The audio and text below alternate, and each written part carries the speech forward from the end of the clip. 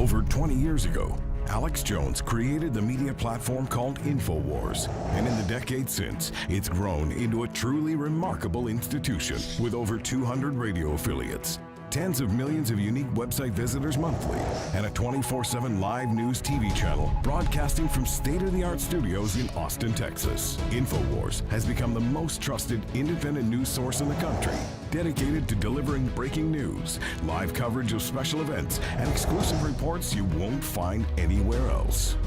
While the old guard media struggles to maintain supremacy in a landscape rocked by innovation and technology, InfoWars has been at the forefront of the information revolution. From 8 million radio listeners, over 2 million YouTube subscribers, or the billions of views of our online content, InfoWars proves dominant in every facet of media we enter. For the hardest-hitting reports, uncompromising analysis, for high-profile interviews and bombshell revelations, accept no substitutes. Demand truth. Demand InfoWars. InfoWars. Tomorrow's news today. Well, there's no longer any doubt. It is completely official.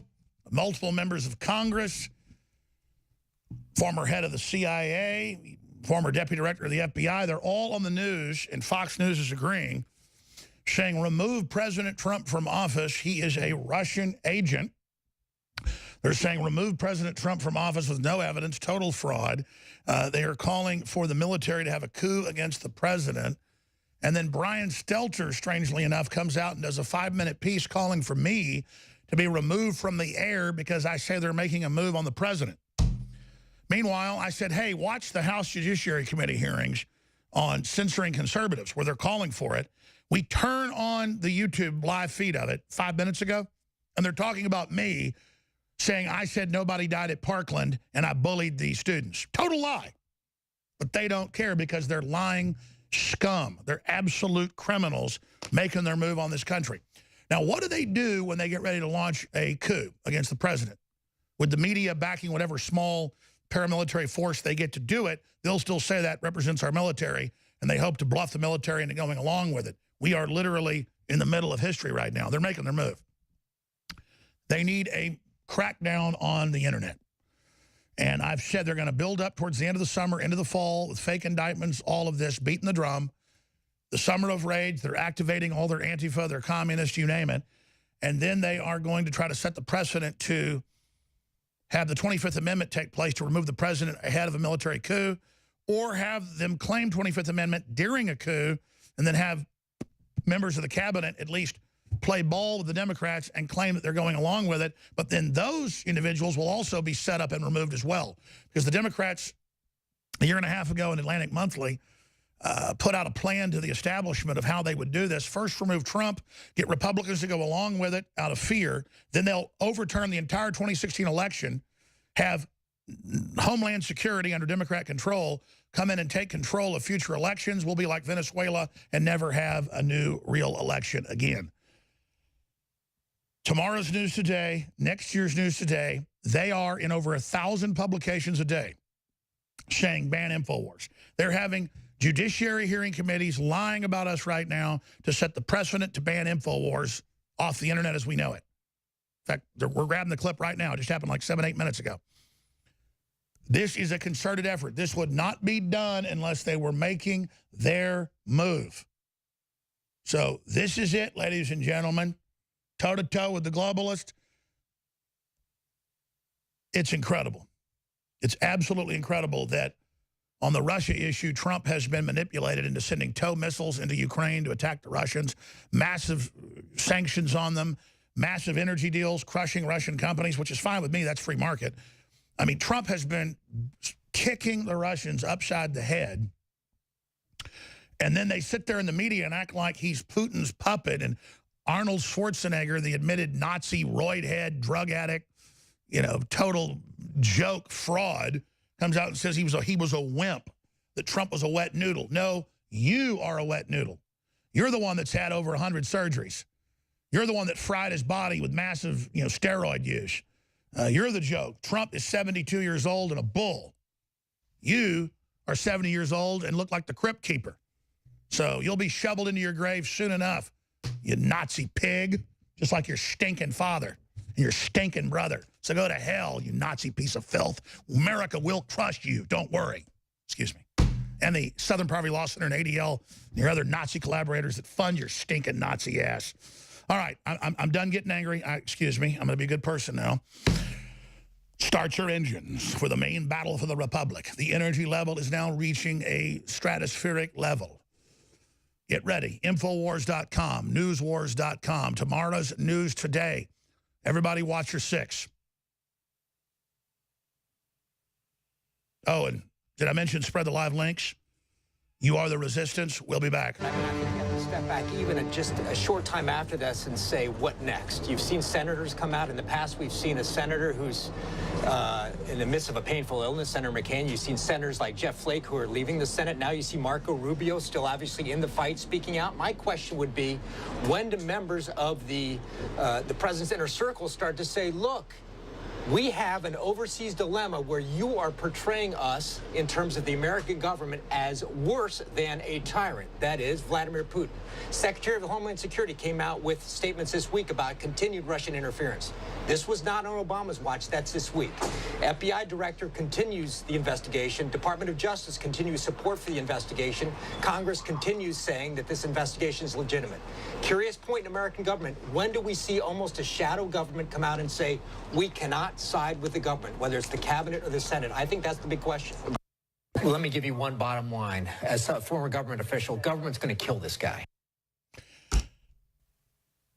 Phil Mudd, former CIA Director Brennan, all the usual suspects, Congressman Cohen, are out saying the military should be used against the president for meeting with Putin. A lot of weak-minded conservatives have jumped onto the bandwagon. Fox News has had its contributors come out. All these folks that act like they're supporters of Make America Great Again, supporters of the president, all completely turned on him and said there's a consensus in America that Trump threw America under the bus by being cordial with Vladimir Putin, the second biggest nuclear arms country in the world, and a country that Trump has sent tow missiles to fight in Ukraine. Trump's put crippling sanctions on him. He's done energy deals, further decimating Russian energy sales and putting Russia into a serious recession. America first. China is who is selling our country out. China is who owns our debt and who owns Hollywood. China is the group that is absolutely working with the Democratic Party and financing them publicly and involved in massive censorship of U.S. media. Even the New York Times admits that. And buying up our universities. But here are the traitors. Here are the globalists. Here's the big takeaway. That don't want America to be great again. That want China and all these countries to have huge tariffs on us, but we have no tariffs on them. You know, the Ninth Circuit Court of Appeals saying you can't wear American flags in schools. They're a gang symbol. Flyover country, bitter clingers. They're the ones that don't want to fix the VA. They're the ones that want open borders. They're the anti-American globalist. They're the people that openly hate sovereignty. They're the people that don't want America to be successful again. They're the ones that don't want free market for the general public. They're the crony capitalists that create these horrible blue state, blue city areas that everybody's fleeing, like Chicago and San Francisco. We have video of their mayor touring it saying, I've never seen so much feces anywhere. All the conferences are getting canceled. The tourism's getting canceled. Same thing in Paris, but they don't care because they're bringing in client populations that are fully dependent on government. Like Chicago's moving forward with a universal wage where everyone's just paid money without working. They're just paid a guaranteed wage. Chicago to test universal basic income program. So this is the plan. Just draw as many people as you can from all over the world, get them under your political control with no jobs, totally dependent on you. Now you've got an army. You've got a group to control things. Same thing was done by that yogi con man, Bhagwan, you know, out in Oregon in the wild country. And they brought in 10,000 homeless people to then vote the county out and take over. It's just a basic Democrat Party operation. And they're the traitors. They're the enemy. Trump gets in, immediately thousands of new factories come back. Immediately the stock market gains $2 trillion, $3 trillion. Immediately we see wages explode. Immediately, we see all these good things happening because the globalists have been siphoning off the country. The CFR is an anti-American institution that talks about the Chinese century and how America's over. Everybody knows the Democrats hate America. Everybody knows the blue blood Republicans are these New World Order people. And then they've got the nerve to all get up there. Fox News a year and a half ago was anti-Trump, remember? But that killed their ratings in half. So then they came back and were pro-Trump a little bit at the time. And then now they made their move. And so they've got all these hosts and all these people saying Trump did it. It's a consensus. It's over. Oh, my gosh. Those are all the same cowards that said he'd never win, all the same cowards that never backed him, all the same cowards that would never talk about all the real things that are happening and unfolding with real Russiagate and Hillary and Mueller on tarmacs in Moscow with weapons-grade uranium samples so that Russia could then buy off 20+% of our uranium stockpile in Uranium-1 true espionage. Russia is involved in espionage against this country. It's not even 1/10 the Chinese level. I mean, it's just the Chinese are dominating this country because they have elites here that worked with them day one to set it up and do it. So if Russia was a threat other than nuclear weapons, I'd be talking about it. Russia has more resources than even Africa. And it's not a continent, it's a country. And we need to go in there. Russia is wanting to merge with the West.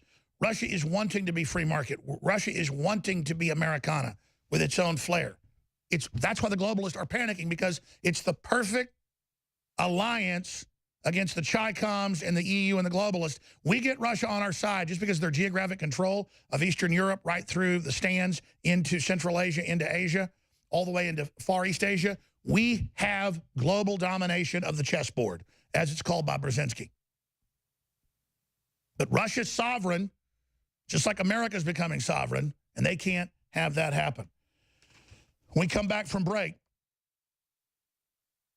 we have Congress members just 30 minutes ago saying we want Alex Jones taken off social media for questioning MSM narratives. That's what they actually say. And then they lie about what I say, even if I have the right to say nobody died at Parkland, but I didn't. And I have a right to say they're crisis actors. I didn't. I said they picked 4 kids out of 3,000 to be the spokespersons who happen to be in the drama club so they can read off a script. And then we have them reading off scripts on video at the drama club saying that. And Hogg saying he wasn't at school when it happened and then saying he was. That's video of Hogg. I don't think it didn't happen. I think there's some scripting going on here on how they respond. But this is incredible, ladies and gentlemen. And it ties in. Facebook kills pro-Trump account hours after calling for InfoWars to be censored. It's all coming up, ladies and gentlemen. It's an amazing time to be alive. Now, that said, why are they making such a dangerous move to call for us to be banned on major internet platforms when it's so un-American, so authoritarian? Because they're getting ready to make their move on Trump and on the entire electoral process and on the 2016 election. They say they're going to overthrow that whole election, have new elections run by the Democrats and the new Homeland Security Group. They'll have some ceremonial Republicans in there, but they know there's a political realignment against the Democrats. They know their party's dead, so they're making their move to end elections. That's what authoritarians do. They'll still have staged ones. This is America fighting for its life now. People better understand they want us shut down because we study their game plan. I'm going to go to break and come back with all of this straight ahead, and then clips of what Putin said during his Wallace interview, and it's all pretty amazing. But first, the biggest thing you can do is spread our articles and videos and pray for us. Download the free new official app, InfoWars app. It's brand new, came out this week, Infowars.com/app. Spread that, get everybody else to download it. Tell people how your local listing, local stations. But also know we keep escalating the sales, because as I sell more, I can buy it for less and then pass on bigger savings. Defeat the Democrat/deep state censorship attack sale. Free shipping and up to 67% off store-wide. The average sale is 50% off. Some products are 67% off, which makes them loss leaders. And free shipping. You cannot beat this deal. From Super Male Vitality to Alpha Power to Brain Force to so much more. InfoWarsLife.com, InfoWarsStore.com, or 888-253-3139. Funding our operation, getting great products like the new Super Silver Wound Dressing, It's all available, and it changes history. Act today. Defend the Republic. Save America. We'll be back. So the Democrats have openly called for a civil war. USA Today says we're in a civil war. But Brian Stelter says I should be taken off the air because I said the Democrats are launching a civil war this summer. I also said they're trying to take the president out. I have all these video clips and mainstream news articles with former head of the CIA, former deputy director of the FBI, Congressman Cohen, saying we need a military coup against the president. So because I'm up here saying that's wrong, they go, oh, you're crazy, it doesn't exist. Just during the break, and we're grabbing all of this, I was watching the House Judiciary Committee. Jim Jordan's talking right now. But they had the Democrat before him say, well, Diamond and Silk and Alex Jones are fake news. And Facebook, Twitter, and Google, you're private companies, so just take them off. Oh, kind of like Google said all Republican candidates are Nazis? Because you see, they don't just take you off these things they say are public commons and public utilities that are monopolistic. 90+% of web searches are Google. They then lie about you once they silence you. You notice the Judiciary Committee didn't ask me to come testify, even though every time I go to break and I go watch it for a minute or two, they're talking about me. Or Diamond and Silk. Why are they so scared of them? You could never even claim any form of fake news with them. I mean, any big news operation makes mistakes sometimes, so they can go, oh, you're fake news. But Diamond and Silk are just charming, smart black ladies, and the Democratic Party thinks they own black people. And so they've been demonetized, they've been blocked on Facebook. And they're the Democrats going, oh, you're a private company, just deep six them. They said, bury Alex Jones and Diamond and Silk. Bury us. There you go, bury us. Well, that's what you do once you take somebody's speech. You then tend to actually financially and then physically bury them. And how are they doing it? They're saying, I said Parkland didn't happen. Total lie. There is no clip. But they don't care. This is how the lynching happens. And they're making their move. That's why we had the emergency report, the censorship master plan decoded by Mike Adams, working with myself and Paul Watson. I'm going to retweet it right now, guys. At Real Alex Jones, please retweet Paul's article that has it in it. And I need everybody to send this to Jim Jordan. I need this to be in his email 1,000 times. I know it's been given to the president. I know it's been given to the campaign head. I know it's been given, but this is the blueprint. And they admit in their own statements in this report that once they get me shut down, and I guess Diamond and Silk's been chosen, the main target's the president. And you can read the quotes where they say they want him silenced. They want him silenced. So here's just one of the clips. We don't have a big crew, but I've got one person, Matt, just in there watching it right now. It is unbelievable. This is America right now because they're launching their call for the coup, their call for civil insurrection, their call for hashtag hunt Republicans, their call for the border to be collapsed. This is them making their move. Emergency report, the censorship master plan decoded. Get it from InfoWars. Get it out to everybody. This is a fight. Now, they've got more articles going, well, we are Pavlovianly using conditioning to block conservatives that promote Trump or Alex Jones, and we don't need to totally ban them because we're using it for social engineering. Exactly. But we're not animals. We can go through pain to make our objective. We understand they're trying to condition us and block us and demonize us so that we don't win a war. Hitler said bad things about our troops when they were invading. The Japanese said bad things about our troops when we were fighting them. You think we listened to their propaganda in World War II? Unbelievable. But there are a lot of Americans who don't realize America was close to being shut down under Hillary. We're just coming back from the dead right now, but we haven't won the fight. And they want this country under global government. And Trump's saying, no, I'm going to be a U.S. president. I'm going to stand up for our country and what's good. And you've seen the results night and day. And they are angry. They want to stop it. They are the enemies. But all these cowards get on the fence. Jim Jordan's not a coward, so they look back 25 years ago, no police reports, no allegations, no nothing, that he didn't abuse any young people, but that somebody might have abused somebody. Well, that's the Justice Department, still run by the Clintons. Trump never got control of it. Just putting that crap out because he has the courage to get ready to impeach Rosenstein. So I stand with Trump and Jordan and everybody else. But the hearings are going on right now.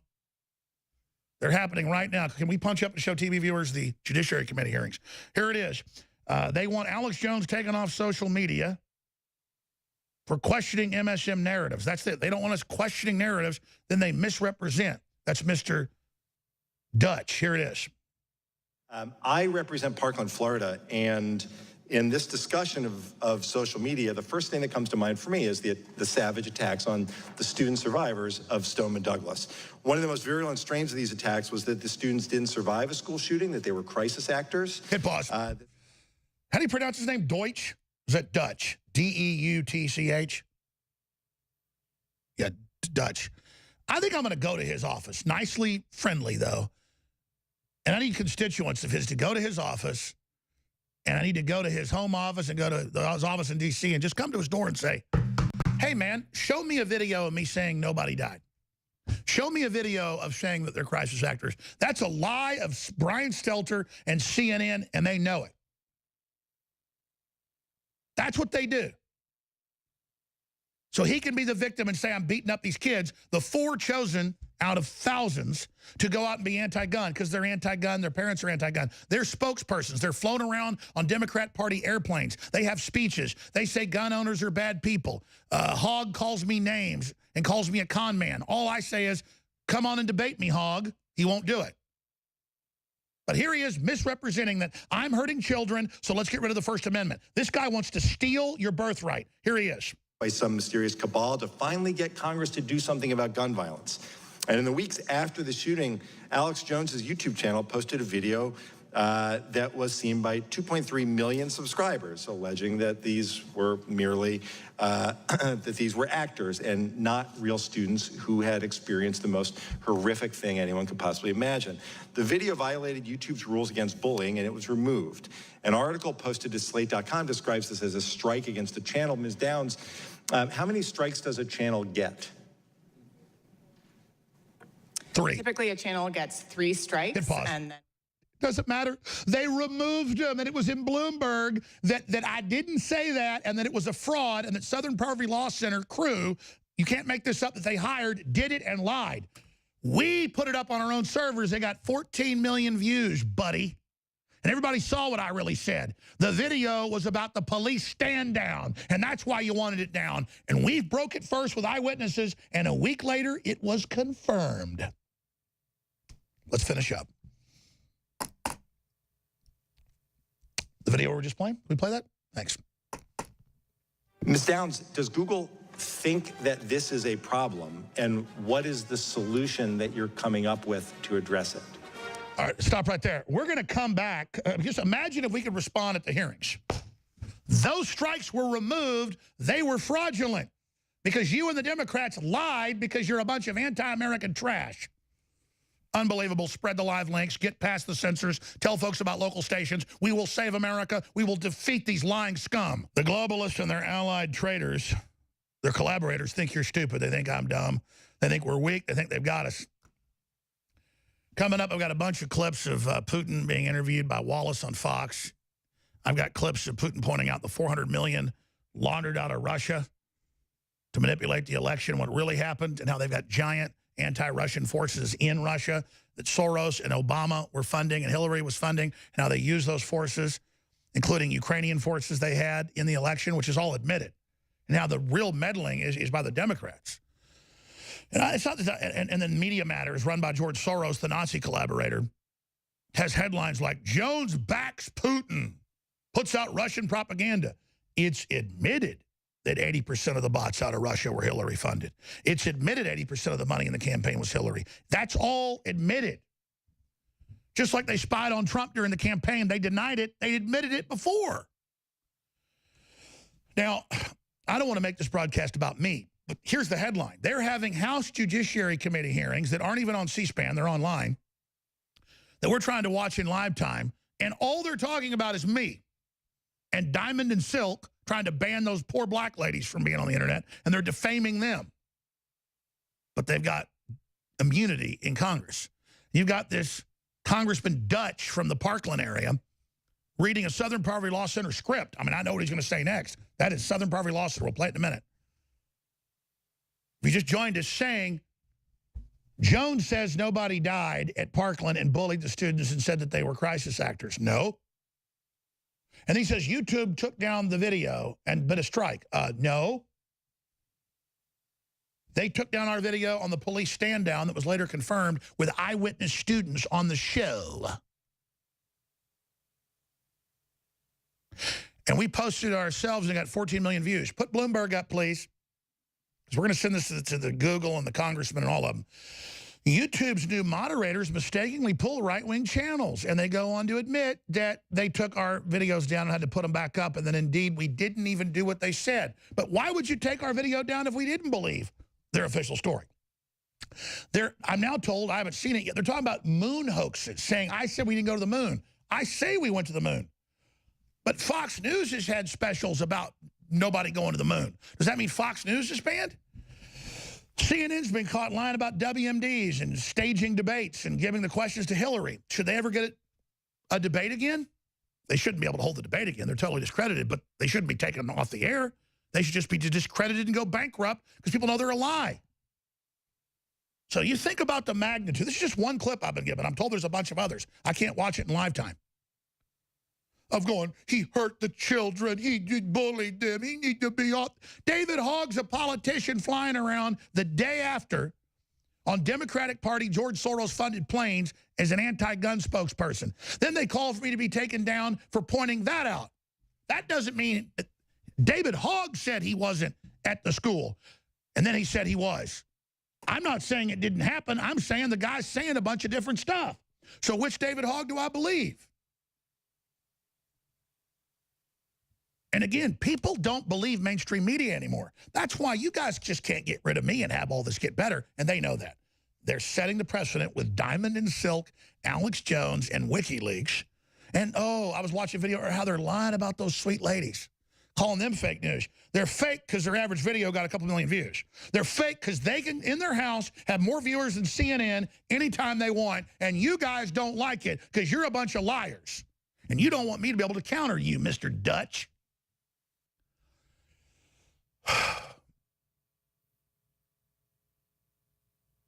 Wow. So they're there calling for them to be taken off air as well. So let's start over with his lies. Here it is. I represent Parkland, Florida, and in this discussion of social media, the first thing that comes to mind for me is the savage attacks on the student survivors of Stoneman Douglas. One of the most virulent strains of these attacks was that the students didn't survive a school shooting, that they were crisis actors, that they were planted by some mysterious cabal to finally get Congress to do something about gun violence. And in the weeks after the shooting, Alex Jones's YouTube channel posted a video that was seen by 2.3 million subscribers, alleging that these were merely... Hit pause again. They don't let us go to our subscribers. That's the shadow ban. So that's everything he says is wrong because he's a liar and he's ignorant. This is the frauds that run our country. And they're trying to say that Trump's an enemy when they're the people holding the country back. Just all lies. Continue. Actors and not real students who had experienced the most horrific thing anyone could possibly imagine. The video violated YouTube's rules against bullying, and it was removed. An article posted to Slate.com describes this as a strike against the channel. Ms. Downs, how many strikes does a channel get? All right, pause again. It gets 3. But that isn't the issue. They were all removed. And they had so many people. They had like 6 or 7 at once. People will go, well, you're supposed to be removed at that point. It was all fake. They had CNN on TV saying, we've gone and filed complaints. We want Alex off the air. I just showed that. Think about the organized crime nature of another media outlet who's the kings of fake news, trying to smother the truth, then lying Democrats up there talking to Google. The head of YouTube knows full well there was a mutiny, full well they lied about us, full well they had to put it up. But look what she says. Continue. Typically, a channel gets 3 strikes, and then we terminate the channel. So the reason I ask is Alex Jones obviously is a well-known conspiracy theorist whose brand is bullying. He launched similar attacks. I'm a conspiracy theorist. Like I said Trump would win, he did win. I said cell phone radiation causes brain cancer, it's all admitted. So you just label me a conspiracy theorist whose brand is bullying. No, you're branding me as bullying. Because you're the Democrats who use tragedies to bully gun owners and Americans. You're the bullies saying hashtag hunt Republicans, go out and get in our face, make us uncomfortable everywhere, have a civil war. God, these people are scum. Continue. Families whose 6- and 7-year-old kids were slaughtered at Sandy Hook. Yeah, back it up 10 seconds. The internet did not believe some of the anomalies at Sandy Hook. I looked at both sides. Megyn Kelly came down here. I said, I believe it happened. She edited the tape. That's all going to come out in court. These lawsuits are all getting thrown out. So then he brings in his next lie. Let's continue. Whose brand is bullying. He launched similar attacks against the families whose 6- and 7-year-old kids were slaughtered at Sandy Hook. And he's not the only one. Truthers have spread these lies, claiming that Sandy Hook never happened at all. The Slate article references a study by Jonathan Albright, director of the Tow Center for Digital Journalism at Columbia, who found 9,000 videos on YouTube with titles that are, and I quote, a mixture of shocking, vile, and promotional themes that include rape game jokes, shock reality, social experiments, celebrity pedophilia, false flag rants. Hit pause again. They let, Google got caught, YouTube got caught, remember, in a big national scandal, where they let all the pedophilia stuff and all the leftist shock videos that they sponsored stay up, then they mix us into that. See the next trick by this scumbag? Continue. Theories dating back to the Oklahoma City attacks in 1995. Oh, that was an inside job. Does Google think that this is a problem, and what is the solution that you're coming up with to address it? Thank you for the question. So as you noted, when Alex Jones posted the video you described saying that the survivors of the Parkland massacre were crisis actors, that violated our harassment policy. We have a specific policy that says if you say a well-documented violent attack didn't happen, and you use the name or image of survivors or victims of that attack, that is a malicious attack and it violates our policy. In terms of conspiracy theory content generally, our goal is to promote authoritative content to our users. So we have two principles. Establishment. Hit pause again. They force feed mainstream garbage and then they force feed mainstream lies about us. She knows it was a big controversy and our videos are reinstatement. She heads it. So she's there knowingly defaming me. It's all for the lawsuits. It's all for the antitrust stuff. We're going to go to break. I just can't even watch any. And I'm told there's even worse stuff I haven't seen yet, more clips. I got to get into these Putin clips and Fox News turning against the president. They were just waiting for make their move. Putin bombshell, deep state, moved $400 million from Russia to Hillary Clinton. Stay with us. We'll be back. Tomorrow's news today. We're only here because of you, though. Without your support, as you see, I'm not joking. They're trying to shut us down. Because if they can do that, they can shut you down.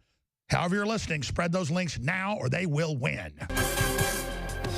The year is 1995, and InfoWars launches the last of America's counter-globalist probes. In a freak mishap, Infowars.com and Alex Jones are blown out of their trajectory into an orbit which freezes his life support systems and returns Alex Jones to Earth 25 years later. Transdimensionally over the space-time continuum through full space, where people are extremely lazy. The social engineers are there laughing. What we envisioned 100 years ago, 20 years ago, is now reality. While the society unravels, men run around totally frantic, not knowing how to be men, and women run around frantic, not knowing how to be women, and they don't understand that it's an animating contest of life and that it's fulfilling to be informed, it's fulfilling to be involved, it's fulfilling. InfoWars, tomorrow's news today. They are having hearings in the House Judiciary Committee with the head of YouTube and others completely lying. I've been watching it during the breaks. It's made me so upset. Saying things I never said, saying things I never did, and then lying about their response when they had to remove their strikes against me because they were frauds, because it was a lie. And the Democrat Congressman Dutch and the rest of them, this is sick to watch CNN, the New York Times, the Washington Post, all the mainstream media together. Lying about the free press, lying about us, lying about Trump, and then lying in hearings and calling for an end to the First Amendment. It is outrageous. It is incredible. And America needs to stand up. There needs to be antitrust suits. There needs to be unlimited lawsuits. There needs to be serious racketeering charges for fraud. This is a coordinated evil attack on America's basic underpinning principles, and it is incredible. We've got more of the clips coming up later. But first, let's get into what happened with Trump and Putin and all the rest of it. There's a viral article up on Infowars.com that's very, very important. Putin bombshell, deep state moved $400 million from Russia to Hillary Clinton campaign. Jamie White article, Infowars.com. Collusion actually between U.S. intelligence and Democrats. Here's another article out of Zero Hedge. Putin claims U.S. intelligence agents funneled $400 million to Clinton campaign by U.S. State Department money they sent into Russia, which they admit they spend billions a year trying to overthrow Putin. That's on record. And then bringing the money back. It's been confirmed Ukrainian money that the West put in, billions, then came back to Hillary as well. So again, they're the ones caught red-handed meddling. They're the ones caught involved in all of this. So let's go ahead and play a clip of Putin's from yesterday's press conference with President Trump talking about it. For instance, we can bring up the Mr. Browder in this particular case. Business associates of Mr. Browder have earned over $1.5 billion in Russia. They never paid any taxes, neither in Russia nor in the United States. And yet the money escaped the country. They were transferred to the United States. They sent huge amount of money, $400 million, as a contribution to the campaign of Hillary Clinton.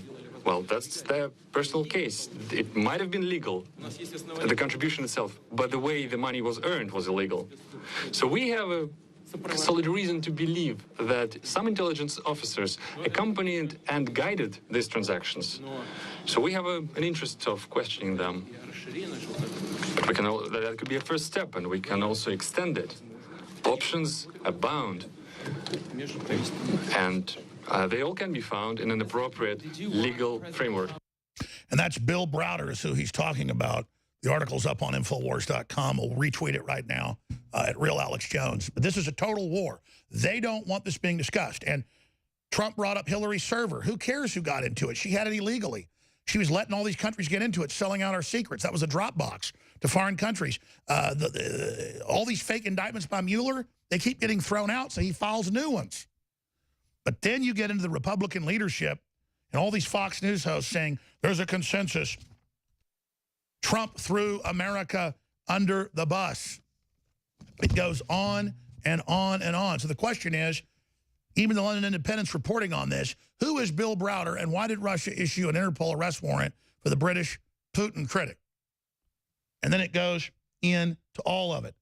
But the claim that the Russians are involved in our elections when they can barely stabilize their own country and RT is a bunch of watered down CNN crud when the West spends billions trying to overthrow Russia every year. And that's public. That's public. And they hate Russia now. The left loved it. Bernie Sanders honeymooned there when it was a place to go torture and kill Christians and, you know, piss all over the cross. I mean, that's where little devil worshippers like Bernie Sanders go to have their way. We know how much the socialists and communists hate Christians. But now you see it's Christian again. Now it's free market. Now it's coming back. Now they're letting white farmers being murdered in South Africa by the thousands immigrate there as real refugees. And so that's why Russia is now the big, fat enemy. That's why Russia has to be destroyed. I haven't even gotten to Brian Stelter, says InfoWars should be banned. Of course he does. Brian Stelter. You already banned yourself, Stelter. You're so stupid. You're so condescending. You're so pathetic. You're such a known liar. I don't call for you to be taken off air because you are a disgusting example of the lying crap the establishment puts out. So you just stay right there with no viewers and listeners, Stelter. You'll have some viewers, though, when we play some clips of you coming up. We got Phil Mudd and all the establishment Democrats saying take Trump out, have military coups. We are totally vindicated exposing all of this. Now, coming up, I've got a ton of clips I haven't gotten to of what Putin and Trump really talked about and just amazing information coming up in the next hour. Please don't forget, we have the new official InfoWars app. The last app, we didn't update it because it had a few bugs in it. The new app doesn't have bugs. Beautiful audio streaming, video streaming. You can listen in the background to have the show on during any activity. The podcast, We have alerts when we go live during special transmissions. Infowars.com/app. And whatever you do, share it and spread it to everyone you know. Also, to counter all the globalist attempts to censor us and bankrupt us and boycott us and deplatform us and sue us, which is all failing. That's why they're having hearings saying shut him down, take him off air, destroy him, lying about us. We're having the biggest, I keep saying bigger sale. As we're able to sell more and buy more product, prices can go down. 67% off and free shipping.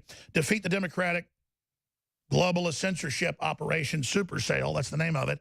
Free shipping. Up to 67% off. You know, I kind of named that sale yesterday off the top of my mind. Really, it should just be called Save InfoWars, Save Free Speech, Stop the Deep State's attack on InfoWars Super Sale is really what it is. Alpha Power, 50% off free shipping. Vitamineral Fusion, 50% off free shipping. BioTrue Selenium, 50% off free shipping. Brain Force Plus, 50% off free shipping. Unprecedented. Super Male Vitality, Super Female Vitality, 50% off free shipping. DNA Force Plus, incredible. Find out about it, what it does for your telomeres, your whole body, 50% off free shipping. Super Blue products, fluoride-free toothpaste, fortified with colloidal silver iodine, 50% off. Get the Immune Gargle, get it all. And this new product, ladies and gentlemen, this new product is incredible. Introducing Super Silver Wound Dressing Gel. And folks, it's amazing what this baby does. Let me just briefly tell you about it. Super Silver Wound Gel uses silver sol technology that is an advanced patented technology that has forever changed the colloidal nano silver market. This has been extensive research on silver sol registered technology. This research includes 20+ safety reports and test series, as well as a first ever double-blind FDA-cleared human ingestion toxicity study done on any silver product. This formula is 24 ppm, 32 ppm version is FDA cleared as a prescription medical device. Similar products sell for $40 or more. It's $29.95. It is one of the only OTP, over-the-counter products that can make direct claims against MRSA, VRE, and a whole bunch of other bacteria and viruses. And it just goes on from that point. Some of the most deadly bacteria that can cause infection. Great for number 1 and number 2 degree burns, including sunburn. The Super Silver Wound Gel is essentially armor for your wounds. It's amazing. InfoWarsLife.com, InfoWarsStore.com. Help yourself get the next line of defense and fund the InfoWar in total commitment against the globalists. We are in the middle of a savage war for free speech and the future of humanity. Hour number 2, and the man that took out Antifa live on air, straight ahead. Stay with us. If you are receiving this transmission, you are the resistance. We are living in incredibly epic times. There are powerful multinational forces headed up by the Chi-Coms, the EU, the Vatican and Hollywood, and the big banks trying to bring this country down once and for all. When we come back, we've got a bunch of Putin and Trump clips. We've got the Fox News turning against the president. We knew that was coming. It's all coming up. But first, the critical John Bowne report where he breaks down the campaign of bullying and PC culture to take over capitalism. Don Rickles, Richard Pryor. What do you think that these executives are afraid you're going to do to white America? Probably stop some racism. Stop racism? Yeah, I'm probably afraid of that, because then people don't hate each other, and people start talking to each other, and then they start talking to each other, they find out who's the problem. Which is? Greedy people. Mel Brooks. Hitler on ice! They wouldn't exist today. Once upon a time, offended snowflakes, Americans actually had the fortitude and intelligence to respect their fellow citizens' First Amendment right. And your rhetoric lived or died by the sword of public acceptance. But today, the social justice warrior guillotine is wet with the blood of PC culture sacrifices. Recently, Scarlett Johansson dropped out of a role playing a transgender character due to PC backlash. Yet, according to the New York Post, the royalty of PC PC culture were offended for other reasons. Trace Lysett, a transgender actress who plays a transgender character on the Amazon series Transparent, didn't protest the casting of Johansson because the character was an insult to the transgender. Lysett was offended that Johansson was taking work from people like her. Lysett complained on Twitter that not only do you play us and steal our narrative and our opportunity, but you pat yourselves on the back with trophies and accolades for mimicking what we have lived. So twisted. I'm so done. Forget acting chops. Transgenders should get every role in Hollywood because of their sexual identity. That's straight up PC racketeering. And recently, Papa John's founder John Schnatter faced the PC mob after complaining during a conference call that KFC's Colonel Sanders used the N-word but never faced public criticism. Of course, Schnatter actually used the N-word. You used the word. You tell us the regret. As soon as it came out, did you regret? What prompted the use? They were promoting that kind of vocabulary, and they kept hitting it. I'm like, no, we're not going to go. We're not going to do that. That's not how that's not what we're about in our heart and soul at Papa John's. And they kept going. And I said, listen, so-and-so used the N-word. I don't use the N-word. We don't use the N-word, and we've never used the N-word. So that's dead in the conversation. They had another party that they wanted us to partner with. And this other party used that word a lot. And nothing against the other party, but I don't want to be part of that. And by the fourth or fifth pass, I just said no. You know, we're not going to be part of any such thing. Papa John's CEO Steve Ritchie responded to the mob saying, "This past week was the hardest week in my 22 years with Papa John's. I know the words of John Schnatter were offensive, and nothing pains me more than knowing they hurt you. To be clear, those words in no way represent my views or the values of our company. As the leader of Papa John's, I'm sorry, racism and insensitive language, no matter the context, will not be tolerated at any level of our company, period." Ritchie ignored that Schnatter was simply making a point, but the adults in the room were nowhere to be found. We all know why Schnatter is in the hot seat. He's a Trump supporter. But it's fine with the blood-drenched PC culture mob if every other word used by the now dominant music genre of rap is the N-word. No problem there. Just complete totalitarian, politically correct hypocrisy. John Bound reporting for Infowars.com. I want to go back to some of the press conference yesterday because the media is totally ignoring what actually happened there and is calling it treasonous that Trump would meet with the Russian leader and not tell him that he hated him or punch him in the nose. It's just incredible when all other presidents have done that, even back when there was a Cold War going on, and said nice things to each other. But meanwhile, Trump has a very, very strong stance on Russia, and I think has actually been bamboozled into expanded sanctions, a lot of things that are extreme, or backing these Ukrainians with TOW missiles. And Rand Paul has made that point. He's been demonized by CNN and others, being called a traitor. So these are the guys that love socialism, love Venezuela, love communism, hate America, but now they're the guardians of America. And then I'll get to some clips of Chris Wallace and the Putin interview that was really shameful. I mean, Putin tore him up, and Wallace was just going for political stunts. And then Rufio Panman, the guy that knocked out 3 Antifa just at that one event, whether we actually have the other footage as well, and he goes out to these events where they try to attack men, women, and children and fights them. He's going to be riding a shotgun with us coming up at the bottom of the hour. We're going to open the phones up on all these issues as well. The congressional hearings going right now where they're misrepresenting what I've said, calling for us to be banned, not admitting that YouTube had to remove the strikes against us, and admitted that they were fraudulent. The head spokesperson for YouTube just glazed over all that. Pretty incredible when you're in the middle of this and history's happening. But the big news is we've got 4 articles on Infowars.com with Mudd, former deputy director of the FBI and CIA. He's Mueller's literal aide-de-camp. Mueller's, call him Mueller, Mueller's aide-de-camp. And then you've got Brennan saying Trump's guilty of treason, and Congressman Cohen saying we need a military coup. Mudd also said we need a military coup. This is all yesterday and today. They're calling it a civil war. But then Brian Stelter comes out and says, I should be taken off the air because I said the Democrats were launching a civil war this summer, and I saw the demarcation line of when you could say they were going to escalate as July 4th. I was very clear.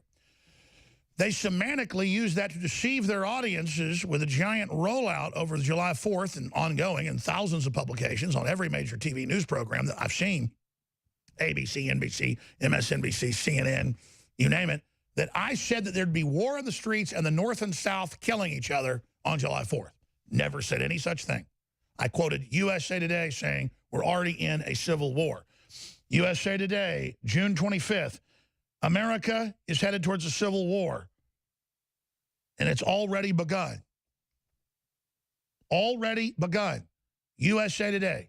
Oh, but see, they think you're not paying attention. But without further ado, ladies and gentlemen, I just want to ask you, they're launching their attacks. They're getting violent. The Uber drivers are throwing conservatives and Christians out of their cars. People are being bike locked and stabbed every day. People are being knockout gamed. People are being shot. Rand Paul's been shot at. Scalise's been shot. Rand Paul's had 6 ribs broken, a lung perforated. All these Republican city council members have been shot in the head, run over by neighbors. People have been run over. They've been drugged by cars. I've had hot coffee thrown on me, iced tea thrown on me, been told people hope I die. Had liberals try to start a fight with my son at the airport instead of me, saying, you want some, you want some? F your family. I see articles everywhere. Let's target Trump's children. And then they sit there and go, nothing's happening. Nobody's attacking. That is a military tactic. Yeah, there it is. Democrat strategist defends hashtag hunt Republicans. And then there's all these so-called American men who want to sit it out so you don't get called a Russian agent. Tucker Carlson's been called a Russian agent. I've been called a Russian agent. Rand Paul's been called a Russian agent. They literally have articles out showing a joke video I did. They have this place called Russia House that serves Eastern European food. We went there. They have a hat rack and stuff where you can joke and put on Russian hats and uniforms. And we did a joke video, and it's being shared by major news organizations as real. And then they have linguists and people going, one of them sounds like a real Russian. Well, yeah, Daria is Russian. She moved here when she was a kid. Parents are anti-communist. She's been in Army Special Operations Command, a patriot, honorably discharged. But that's not enough, you see. Yes, a real live Russian works here. I was thinking about doing a stunt and going to Russia a few months ago. I went ahead and got my Russian visa. I tweeted it.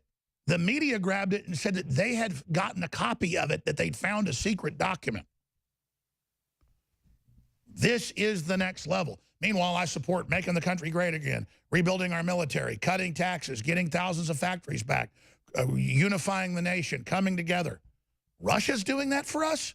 Well, I guess they did support Trump. Putin said he liked Trump over Hillary because he thought there might be better chances at better relations. Well, you can't say that, you evil Christian nation. Meanwhile, there's congressional hearings right now going on calling for us to be taken off the air. Democrat for Democrat lies about us and then says take us off air. And they lie about Diamond and Silk and say take them off. Because they really fear black people saying they support Trump. That's a no-no. They've already seen double poll numbers for Trump with the black Americans. They are scared. The Democrats are dying. People are leaving them, so now they're panicked. Okay. Let's go ahead and go to Trump on Hillary's secret server. And the Awan brothers. This is what they changed the subject off of. Here it is. You have groups that are wondering why the FBI never took the server. Haven't they taken the server? Why was the FBI told to leave the office of the Democratic National Committee? I've been wondering that. I've been asking that for months and months, and I've been tweeting it out and calling it out on social media. Where is the server? I want to know, where is the server, and what is the server saying? With that being said, all I can do is ask the question. My people came to me, Dan Coates came to me, and some others. They said they think it's Russia. I have President Putin. He just said it's not Russia. I will say this. I don't see any reason why it would be, but I really do want to see the server. But I have confidence in both parties. I really believe that this will probably go on for a while, but I don't think it can go on without finding out what happened to the server. What happened to the servers of the Pakistani gentlemen that worked on the DNC? Where are those servers? They're missing. Where are they? What happened to Hillary Clinton's emails? 33,000 emails gone, just gone.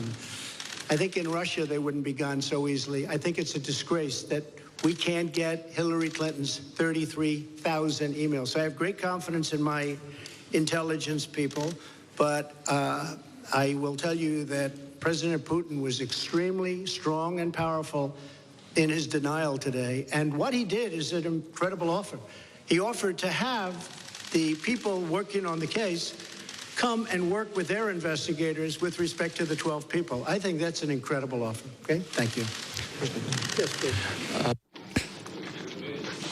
please. Because the Russians showed up in court 3 months ago. Their companies based in the U.S. said, most our money was from Hillary. Yeah, we do show some PACs, ran some pro-gun stuff on Facebook and Twitter. Yes, we ran some pro-Trump stuff here, like $20,000 worth, and then from Hillary groups, over a couple $100,000. Yeah, we ran here's our books. And we're not in Russian intelligence. We're a PR firm. That's what we do. And Putin's like, come on in. And by the way, let us in your stuff too. Because $400 million we saw shipped over out of money. And Trump knows full well billions are being used currently to try to overthrow Russia. He knows what a joke it is. We're like just punching them in the nose, moving troops up their borders, tow missiles into Ukraine, totally attacking Russia, huge sanctions after they helped us take out ISIS. And Trump can't even get deep state to stop doing that. Let's go out to break with Putin on Mueller indictments. You can trust no one. Did you get this idea that President Trump trusts me or I trust him? He defends the interests of the United States of America, and I do defend the interests of the Russian Federation. We do have interests that are common. We are looking for points of contact. There are issues where our postures diverge, and we are looking for ways to reconcile our differences, how to make our effort more. That was total straight shooting from Putin. He just said he's got our interests, we've got ours. We want to work together if it works. If it doesn't, it doesn't. Just total straight shooting. History is passing in front of us right now. I have more articles coming in with Democrats calling for the overthrow of Trump, military coups, his death, the 25th Amendment, his removal. They have Fox News hosts saying the president, the consensus is, is a traitor and he needs to be removed and he's going to regret this day. All these Fox hosts that I've watched the president be nice to, they are making their move, as I told you. They've called it a civil war, a coup, you name it. And to do that ahead of 2018, not just in the election, but whatever they've got planned, they are shadow banning Diamond and Silk. They are shadow banning InfoWars. They are shadow banning all the major pro-Trump sites and then lying about them. The defamation I saw in hearings today that are still ongoing in the House Judiciary against Diamond and Silk are unbelievable. They're such sweetie pies. They're so charming and nice. They're not even political. They're just pro-America and like Trump. But because they're so lovable and likable, they were defamed today. They were mixed in with child molesters. They would say, YouTube lets child molesters on, and people that show death art and suicide. That's all the sponsored channels of YouTube. Then they said, and Jones says no kids died at Parkland, and he bullies them. Total defamation. And there was the head of YouTube saying, well, we banned those videos of Alex Jones. No, you reinstated him because I had lawyers send you letters and sent you the real videos, and you went, oh, we had moderators that lied from the Southern Poverty Law Center. We can put on screen. Bloomberg even admitted it. So now they've gone and defamed us again, but it's bigger than InfoWars. Understand this, folks. They're making their move. They're saying overthrow the president on television, on CNN. So, look at this headline, newswars.com. Facebook kills pro-Trump account hours ahead of censorship hearing that's now ongoing. Tom Pappert has the very popular God Emperor Trump. That's a tongue-in-cheek deal, a lot of satire, a lot of fun Reddit stuff. Really nice mainline nationalist conservative stuff. I like God Emperor. At Facebook, it was at God Emperor Trump. That's gone now. At Twitter, real G.E. Trump. Well, that's still there. And so they started with Alex Jones and Milo, and then it's everybody else. So give us your take on what happened to you. I know you've been persecuted a lot because you're so popular, dominant on Reddit, and now they're trying to silence you. And then, of course, they defame you while they do it. They silence you and then defame you, so you can't defend yourself. They're claiming, oh, it's a private thing. No, they operate as a utility. People communicate now over Facebook, Twitter, YouTube, just like telephones are about to be obsolete. And then they tell you it's a commons and then don't let you go to the lunch line because you're a conservative. So, Tom, tell us what's happened. And do you agree with me that clearly the censorship is 1,000 times what it was 2 years ago? It's exponential going towards complete. Clearly ahead of some move. This is such a bold move. I don't see how they think they're going to get away with it.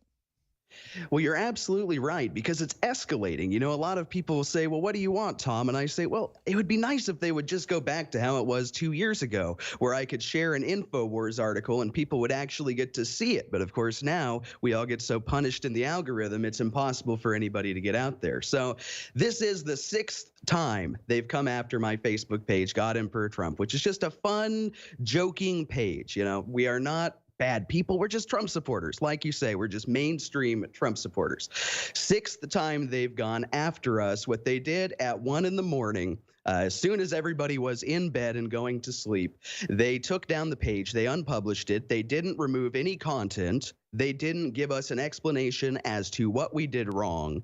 Nobody individually was punished. So it's kind of like, yeah, you did a bad thing, but we're not going to tell you what it is. And then, as you say, Alex, they won't let us defend ourselves because, you know, they come after us elsewhere. They reduce the reach of our organic posts on our remaining Facebook page. So they take us down, they remove our ability, or at least mitigate our ability to defend ourselves. And then that leaves people like yourself and other conservative journalists and conservative media outlets when you guys yourselves are being punished. So it's just this all across the board, multi-front assault on what's left of freedom of speech in this country by these power-mad leftists at Facebook. That's right. And something's different now, though. Starting last week, or about a week and a half ago, thousands of articles against InfoWars, misrepresenting what I've said, never actually showing a clip or a link, just saying outrageous, you know, there's slave colonies on Mars. Never said that. There, you know, no kids died at Parkland. All out of context, all lies. And then they brag that, oh, we're making our move. Once Jones is gone, we'll ban everybody. And then you got CNN, the Washington Post, all of them, New York Times saying, we want him completely banned. It isn't enough. And then they go on to say, and all conspiracies and all hate. Well, that means everybody who is right of Mao Zedong. Right. That's exactly right. They want to remove everybody, I say, to the right of Stalin, because that's exactly what it will take. And that I love when they do that, don't they? They say, you know, they'll throw out 3 nasty, horrible names you never want to hear. And then they'll say, comma, Alex Jones. And it's like one of these things is not like the other. Alex Jones is not like these other people you've mentioned, but that's how they trick the masses. That's how they slip the Kool-Aid into the water supply, I guess. They tell you, well, you see, Alex Jones is just like these bad people. God Emperor Trump is just like these bad people you've heard about. And so when we punish Alex, when we punish this little Facebook page, it's okay because we're helping fake news.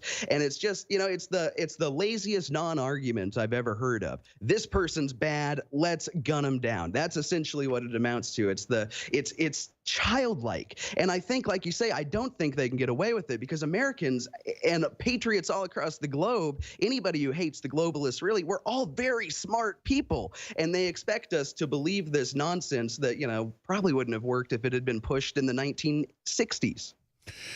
Exactly. And a month ago, they started hitting Amazon over films I uploaded years ago. We weren't even making any money. Now we've actually, Streisand effect, we've actually gotten some decent revenue off old films we just put on Facebook, not on Facebook, on Amazon. And they went to Amazon and said, all over the news in a major rollout, ban his videos. They're evil and hateful. They called Endgame a Nazi movie. The film is about the Nazis and says they're bad and exposes eugenics and how the Nazis were leftist. And you know what that does? It removes people's ability to learn what made you famous. I mean, back when I was a kid, when I was a teenager, I had a friend who would bring over his Alex Jones documentary collection, and we would watch that over the weekend. And if people can't go back and see what you were saying at the beginning of your career, well, then the media just gets to say what you were saying at the beginning of your career. And so it layers this propaganda. So, you know, you can no longer defend yourself. You can no longer say, well, look what I was saying back in 2004. Which is the credibility, because we laid out the whole thing about globalism, the New World Order. It became the operating system of the new Republic launch, and they know that we helped reboot the deal, so they want to get rid of that history because the credibility goes straight up. We've got Rufio, the Antifa slayer, coming on, but stay with us when he comes on. Let's talk about all this while he rides shotgun with us. We have the gentleman who heads up Trump God Emperor that is so feared by the globalists, and that's Tom Pappert is our guest. Still follow him on Twitter for now, at @RealGTTrump. But I'm sure, obviously, you're launching your own websites, your own platforms, your own shows, and they bitch and complain about that in these articles. They say, all these pro-Trump people do, and we censor them, is they proliferate. They're beating us, yeah, because our ideas are more popular. America and free market is sexy. Communism sucks, a-holes. Infowars.com, newswars.com. Tomorrow's news today. You have to go to our sites. We're already shadow banned everywhere. We've already been banned.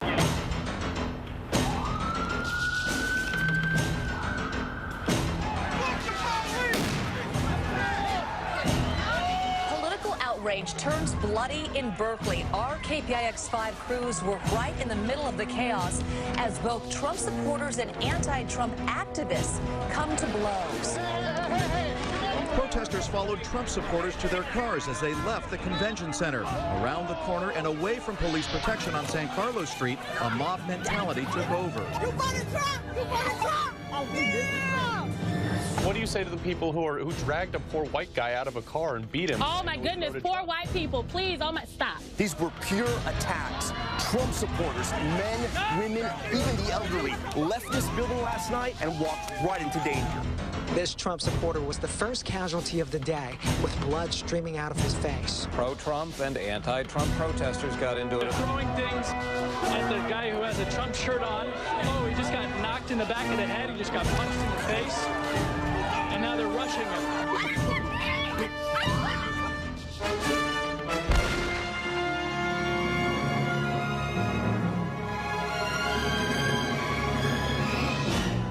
We're saying if you're out there and you're trying to represent your First Amendment right to free speech, if somebody comes and attacks you, it's your right to defend yourself. It got ugly. Violence erupting at the event as fights broke out, fists flying between Trump supporters and anti-Trump supporters.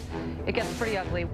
Yeah, I want to warn the folks watching at home, you're about to see some very violent footage. Do you want to fight? You better believe you got one! Organizers say today's rallies were meant as a show of unity against what they call a seditious fringe, allegedly trying to sabotage the president. You can see there a FedEx delivery driver jumping in to try to put an end to the protest. You don't like, get the It's the strength in numbers. I'll give it to 8 libs. You want to come out, you better be 100 of you against 1 of me, because that's what it's going to take.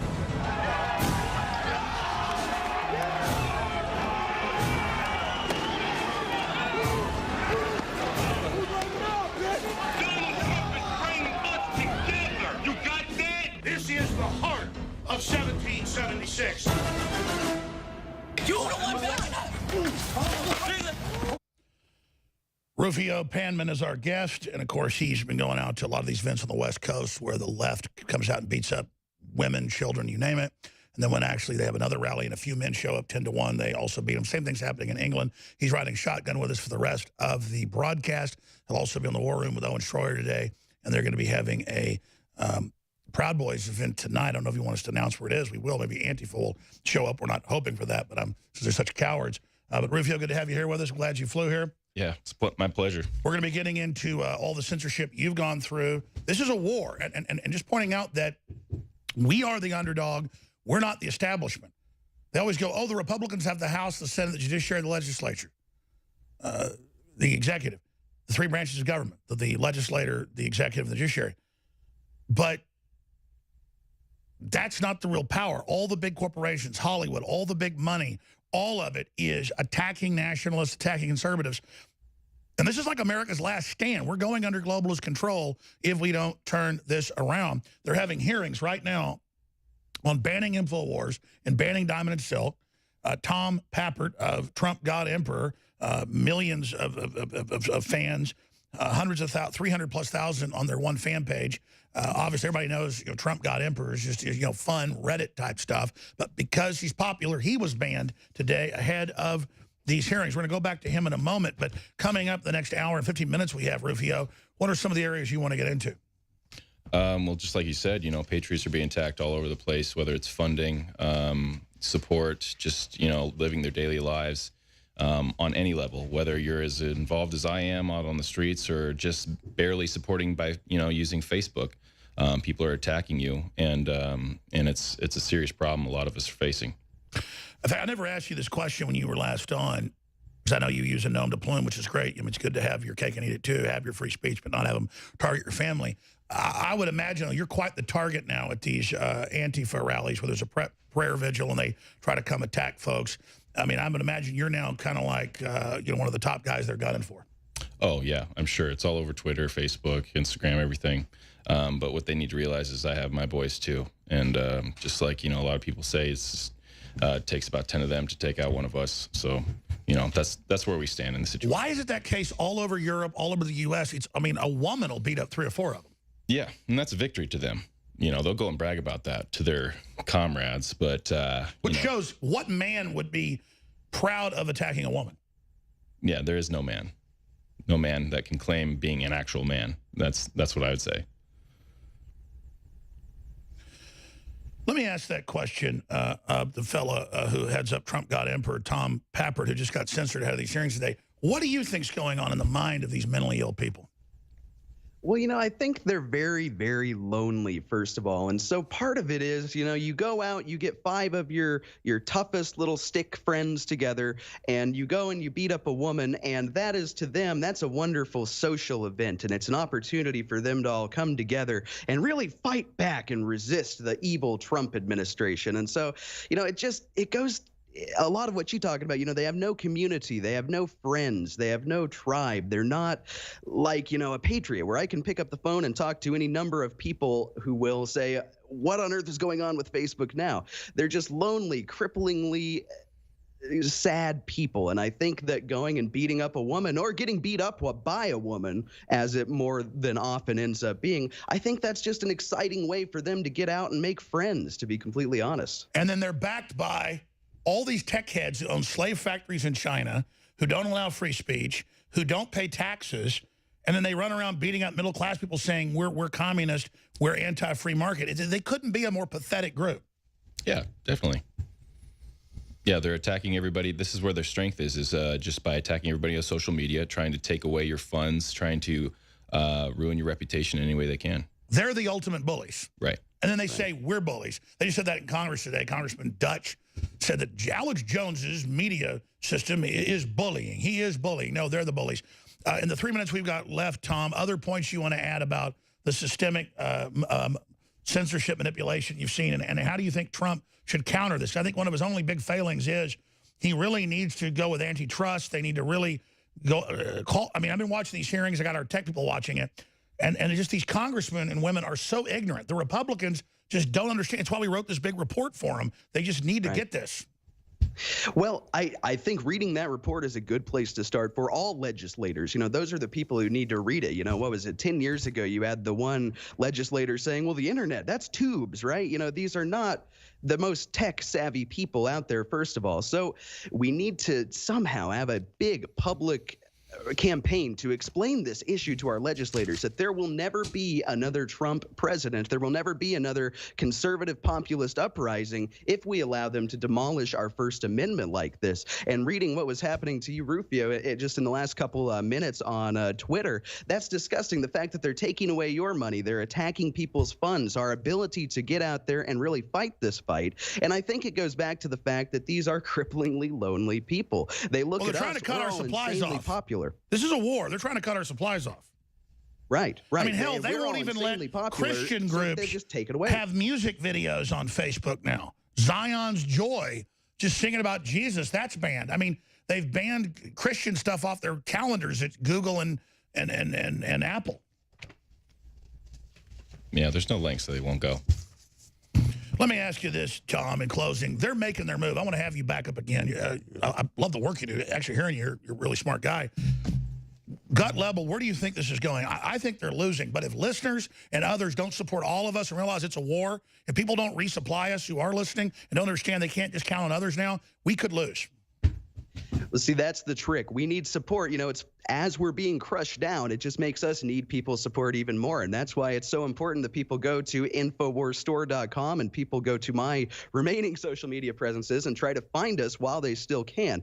Because I honestly believe if we can outlast them, they are driving people away. They're driving the leftists, mainstream leftists, into political apathy. That's right. Do you have a specific website? More and more in the game. Do you have a website so people can go to it, Tom, and bypass them? Absolutely. Our two main websites are departmentofmemes.com. That's where you can go read our news articles. And then we have dailyredpill.com. That's a brand new website. Oh, look at those all the time. You're awesome. We'll talk to you soon. You're awesome. Get that guy back on soon. We'll be right back. Thank you. Rufio is in studio. But first, this public service Would you support a group that uses racial slurs like the N-word? Would you support a group that hits women and disabled veterans and attacks minorities and transgenders? Would you support a group that intimidates the public with weapons of war? What if that same group had been caught lobbying explosives into a crowd of innocent people? I wouldn't support that group. Would you? This has been a public service announcement from Infowars.com. Antifa! And Rufio Panman is here. We're going to go out to break with that famous punch. But there's other videos. We should compile them of you knocking these guys out when they try to kill you or try to assault other people with clubs, weapons, you name it. We have a real treat coming up for you in a moment. One congressman understands the internet. One congressman tore them up just minutes ago in the House Judiciary Committee meeting where the Democrats are up there defaming and slandering and libeling conservatives, libertarians, myself mainly, Diamond and Silk, saying horrible lies. We need to be deplatformed. We're Holocaust deniers. We're Nazis. We say no kids died at Parkland. None of that's true. YouTube had to put our videos back up, but didn't mention that part when they brought it up. And now we have Congressman Matt Gaetz. I just wonder who briefed him on all this.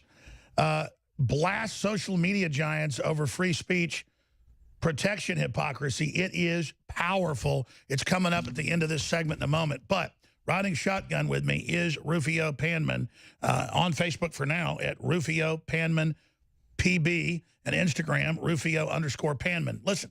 He's not going to get followed and his work's not going to be seen if folks don't go follow him there, so do it.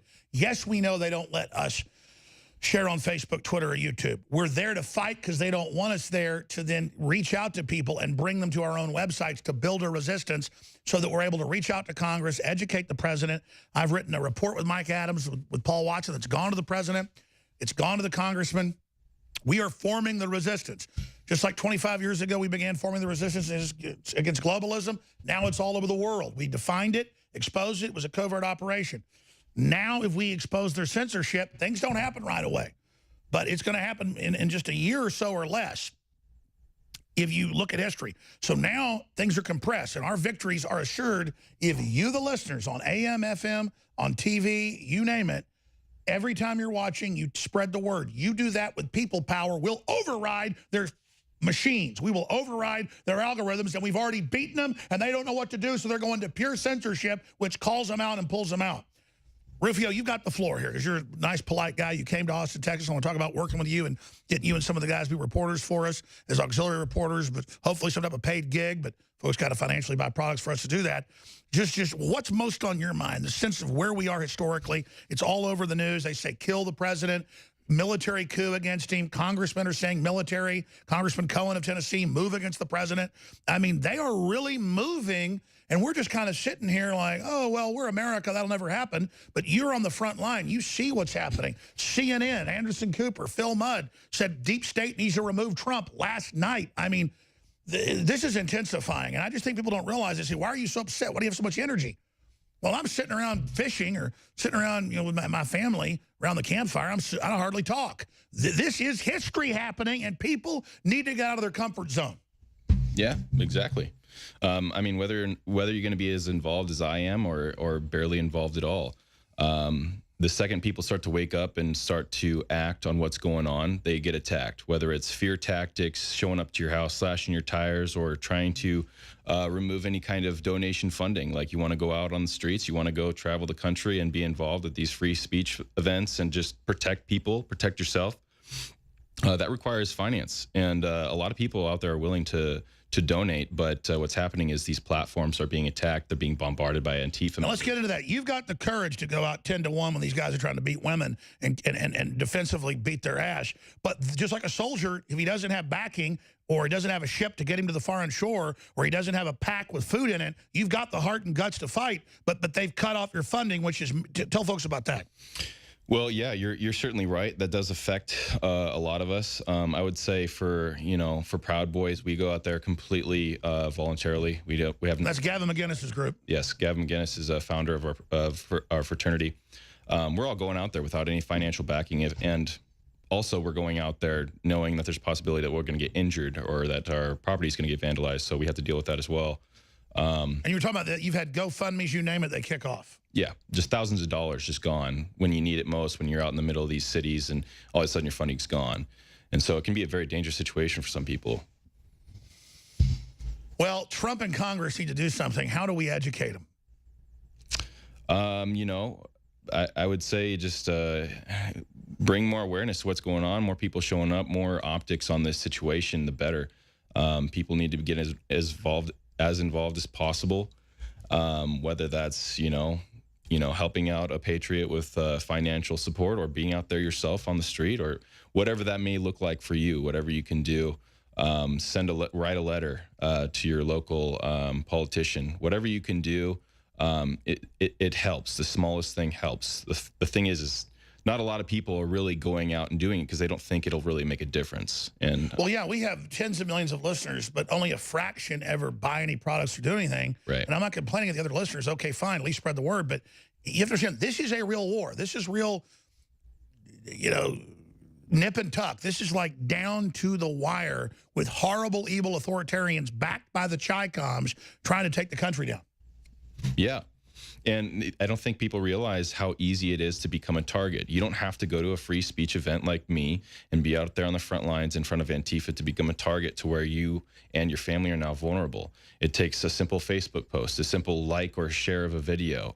Maybe you support President Trump mildly, or maybe you support him 100%. Any one of those things could make you a target, and then now you're a part of this fight that... And if we give into this cult... Next, they dictate everything. It's like once you give into that, it's like their own cult members. Scarlett Johansson tries to make a movie praising transgenderism, but because she's a woman, they don't want her playing it and all gang up on her. It's all a bunch of infighting, weird people that want to control reality. Yeah. It's all fear tactics. In person, they don't really amount to anything. But in the age we live in with social media and everything tied in, your whole life is tied in over, your finances and things like that. Fear tactics become very... And take out Uber, says, oh, you're conservative, get out of my car, or, oh, you work for the president, get out of my restaurant. I wish they'd hang a shingle in their windows saying conservatives, libertarians, Christians, nationalists not wanted. We've got the money. We're the hard workers. So I think they're creating a system that will further isolate the coastal elites. Right. Yeah. It's bad business. It's horribly bad business. And if they want to keep doing that, so be it. But other businesses are going to rise and they're going to overcome as long as we keep pushing forward. There's tons of patriots out there establishing businesses right now. Exactly. We've got to hold the line and we've got to continue. We're on the front line, so we're going to get the main brunt, but we're winning the war. Yeah. Go and support your fellow patriots and their businesses. If you know somebody who's loves America and they're running a business, go support their business, because right now business is being attacked and it's on a grand scale all over the nation. This is 21st century war. We're under globalist attack. This is the attempt to take down America, and thank God some of our own patriots in the government saw it and said, this is too evil to end free speech, bankrupt America, put us under China. And so, yeah, there are patriots in our government working with everybody. And Trump took it like a suicide mission. I can tell you, very fatalistic. He's going to execute. He doesn't care what happens. He's going all the way. Yeah, I admire him 100%. He's renewed hope in me for the political system, and definitely put a spark under my butt to get out there and do what I can as an American. It's amazing to see somebody like him committed, and then the fact that he stepped into that office with that power of commitment, and then the power of the office, and it terrifies them because he's going to do the right thing, and that's it, and they don't know what to do. Yeah, it's hilarious, really. When you stand back and you really see the reactions of everybody, whether it be Russia or Stormy Daniels, it's just funny how they keep going back and forth, trying to find something to pin on him, and he just keeps moving forward, and he keeps achieving all of these things that he said he was going to, and it's amazing to watch. Well, it's thanks to the listeners of this broadcast. The enemy has identified the truth that we are the main core that helped launch the whole Trump operation, and Trump knows that. His campaign knows that, and then they're great people, by the way. They listen all the time. And they just say, keep it up. We're not going to betray you. Don't betray us. We're going to win. And then they say, we don't have a choice. Think about how bad the globalists are. If they get control, that's what we should be worrying about. It's not a sacrifice we're making. We can trick ourselves and say, oh, we're making these sacrifices. No. The real sacrifice would be letting real tyranny come in because they want to break America's back and teach us a lesson. Yeah, definitely. And go ahead. Now I want to talk about your awakening when we come back in a moment and what got you out in the field and then what you think's coming next in a bunch of clips. Okay, perfect. We'll be right back with Rufio, and you can still see him on Facebook at Rufio Panman PB. We'll be right back. Stay with us. Finish him. Antifa! Flawless victory. All right, I said I'd get to the Congressman Gates devastating the anti-free speech hearing, still ongoing, House Judiciary, where I've gone back there like 8 times. They've got it on the TV, and every time I walk back there, I'm being talked about. I mean, this is getting surreal, okay? And they're just lying, and they're banning everybody. I keep explaining it's not just me. They're using me as the poster child. And now Diamond and Silk, I guess they pick on the 2 black ladies because they're so effective. Rufio Panman is our guest in studio here. There's a bunch of videos. We keep showing the one that I forgot to give him the crew of just Antifa trying to hit him with metal batons, attacking ladies, and him knocking them out.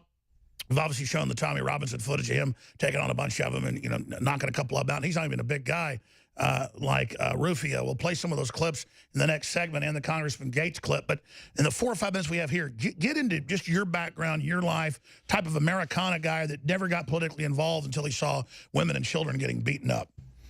Well, I've always been pretty patriotic. I grew up on country music. I've always just kind of been very passive and kind of a shy person. And it wasn't until recently, after Trump got elected, obviously, where everything started to get crazy, and I started seeing people getting attacked in the streets for wearing a Trump hat. And I just knew that wasn't something I could stand for. I didn't want to see that come to my city. I didn't want to see, my future children have to deal with that. So I started getting involved, and that's when I met Proud Boys, Gavin McInnes's group that he created back in 2016.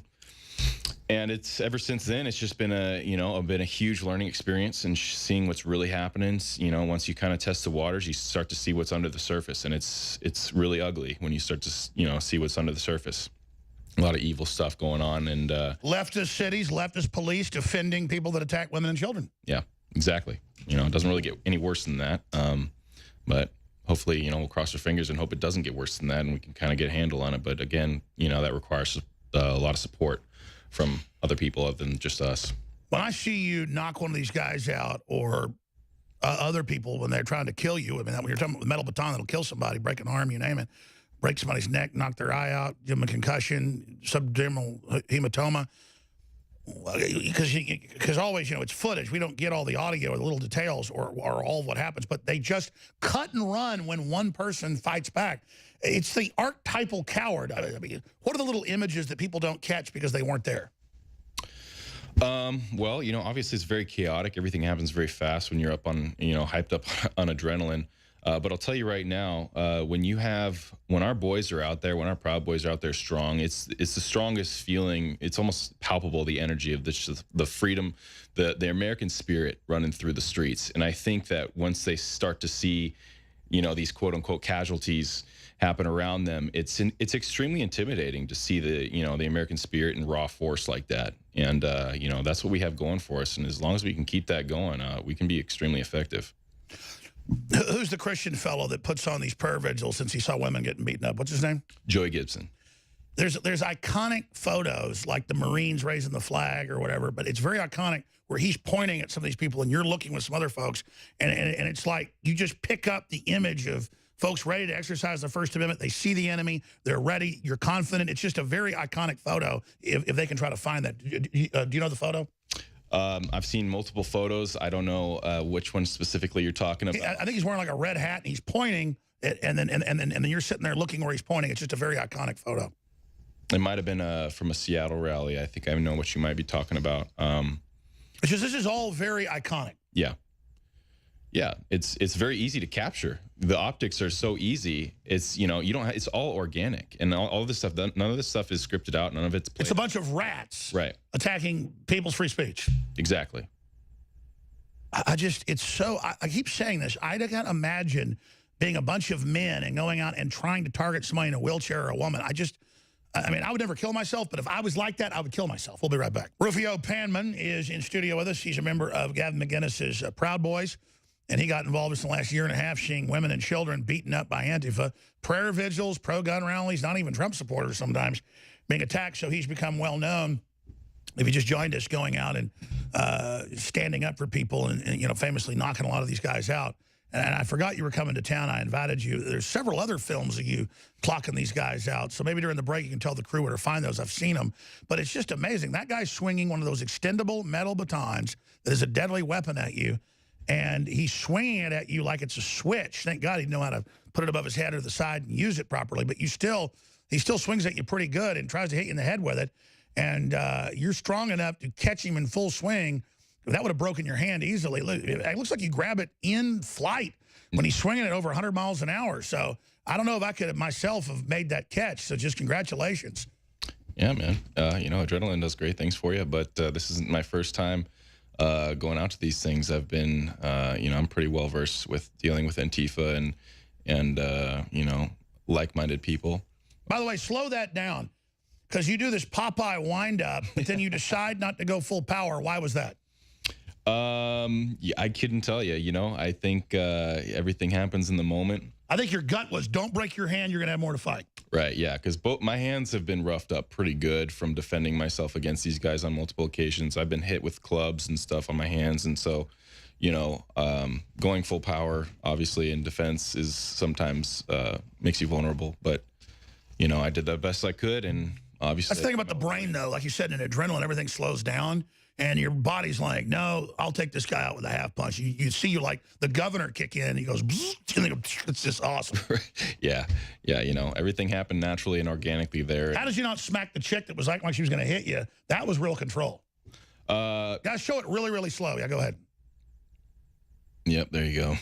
Those sunglasses are still flying. How did you, I mean, good job not smacking her, but how did you not do it? Because that's what they try to do. When I was at the inauguration, they kept punching me, pushing me, trying to get me to do something. Well, I saw that as a female, you know, and she wasn't wearing a mask, so that was instantly my thought was, okay, she's not an immediate threat. Even if she decides to be aggressive with me, she doesn't have a weapon. And then my focus became on grabbing that baton that went to the ground and confiscating that weapon. Well, obviously, again, you use an alias because they'll threaten your family and come after you. They've attacked our reporters' cars, you name it. We know how dangerous they are. But just your family background, because I mean, it seems like you have a lot of control. A lot of cops and military that watched the video commented on InfoWars that they were really impressed with the control you had. Yeah, you know, it's hard to say. Yeah, I was raised pretty well. I've always been kind of a patient person, shy, and I do really well in chaotic environments. That's my strong suit. So, you know, obviously in this type of environment, it's where I thrive and where I try and take leadership. And a lot of my boys are the same way. So we're really effective out there when we work together. Not that we're afraid of Antifa, but I may actually go there tonight. So it's up to you guys if you want to tell folks where we're going to eat tonight. And then Antifa is here in Austin. They are Mal Brigade. They've threatened to kill Owen, myself, and others. Obviously, we'll be packing, but for defensive purposes. But do we want to tell folks we're having dinner tonight? You know, are you coming? I think so, but I might bring my wife, so I don't want to bring her into something like that. So I'm serious, though. We kind of get to a point where, as a man, I want to kind of say where we're going to eat. But then at the same time, you know, the guys I got around here, you know, packing, they won't like it if I do that. But at a certain point, you know, I don't know. It's just we get to this point where I want to invite folks out where we're going tonight. But then at the same time, I don't want to literally give the enemy, who will show up like cowards, hiding behind trash cans, to do Lord knows what. Oh, definitely. Yeah, they would definitely show up, especially if you and I are there. Even if it was just Proud Boys in general or one of your guys' guys out there. So, that's your call. Our guys are always ready to go anytime, any day. But yeah, I always welcome it because it's a challenge. It's a challenge to show them their weakness. But at the same time, I don't want to make other people, vulnerable. Well, it's almost tempting fate. And see, that's why I haven't gone to a lot of events publicly, because once I get to them, I feel great and I love it. But then I've got a wife, children, and I know I'm a major target. And I've seen what they've done to so many other people. And then my gut level says, just hold back. But then you just get sick of doing that, Yeah. Yeah. How much I was talking about this earlier today. How much attacks can you endure before you're less of a man? What is the line for you that tells you I need to stand up and do something? And I ask people that all the time, and it seems like people don't really know. They weren't raised to have that line. And because we've had it so good as our ancestors. Exactly, yeah. We've had it so good for so long, and we're used to being comfortable, and we don't have that line established in our life. And I'm one of those people that has had that line, and a lot of other like-minded patriots out there, that line has been crossed a long time ago. And expanding on that, and that's so critical, that I was never anti-police. I didn't want the left and the globalists who were trying to take police over and turn them into their political police against patriots for that to happen. So the media would always misrepresent that I hated cops. But then when I saw Obama and the Justice Department trying to cause race wars, we got the documents. When they knew the police shootings were justified, they were lying about it, like the latest Chicago one where the guy pulls the gun to shoot the cop shoots him, and then they say it's racially motivated. Right. And they still have riots. And I feel sad for everybody, no matter what color they are. It's all manipulation. But that's when you pull back and you realize, wait a minute, they're literally on CNN when cops were getting killed by Black Lives Matter folks. A bunch of cops got shot protecting their rally in Dallas. 5 cops killed. Cops got killed in Louisiana. A couple of black cops again by other racist black folks who were so brainwashed. And CNN said, it's about, 2-3 years ago, CNN said, well, the police, they do bad things, so they need to clean themselves up. As if a cop does something bad 1,000 miles away, and then it's proven it didn't even happen, didn't do anything bad, and then you go randomly shoot a cop pumping gas in Houston, or you go randomly shoot cops responding to a murder scene in Louisiana, or you go shoot five cops guarding your Black Lives Matter event, and you're like, my God, this is really an attempted overthrow. So imagine what it's like for the police. And this isn't some butt-kissing event for the police.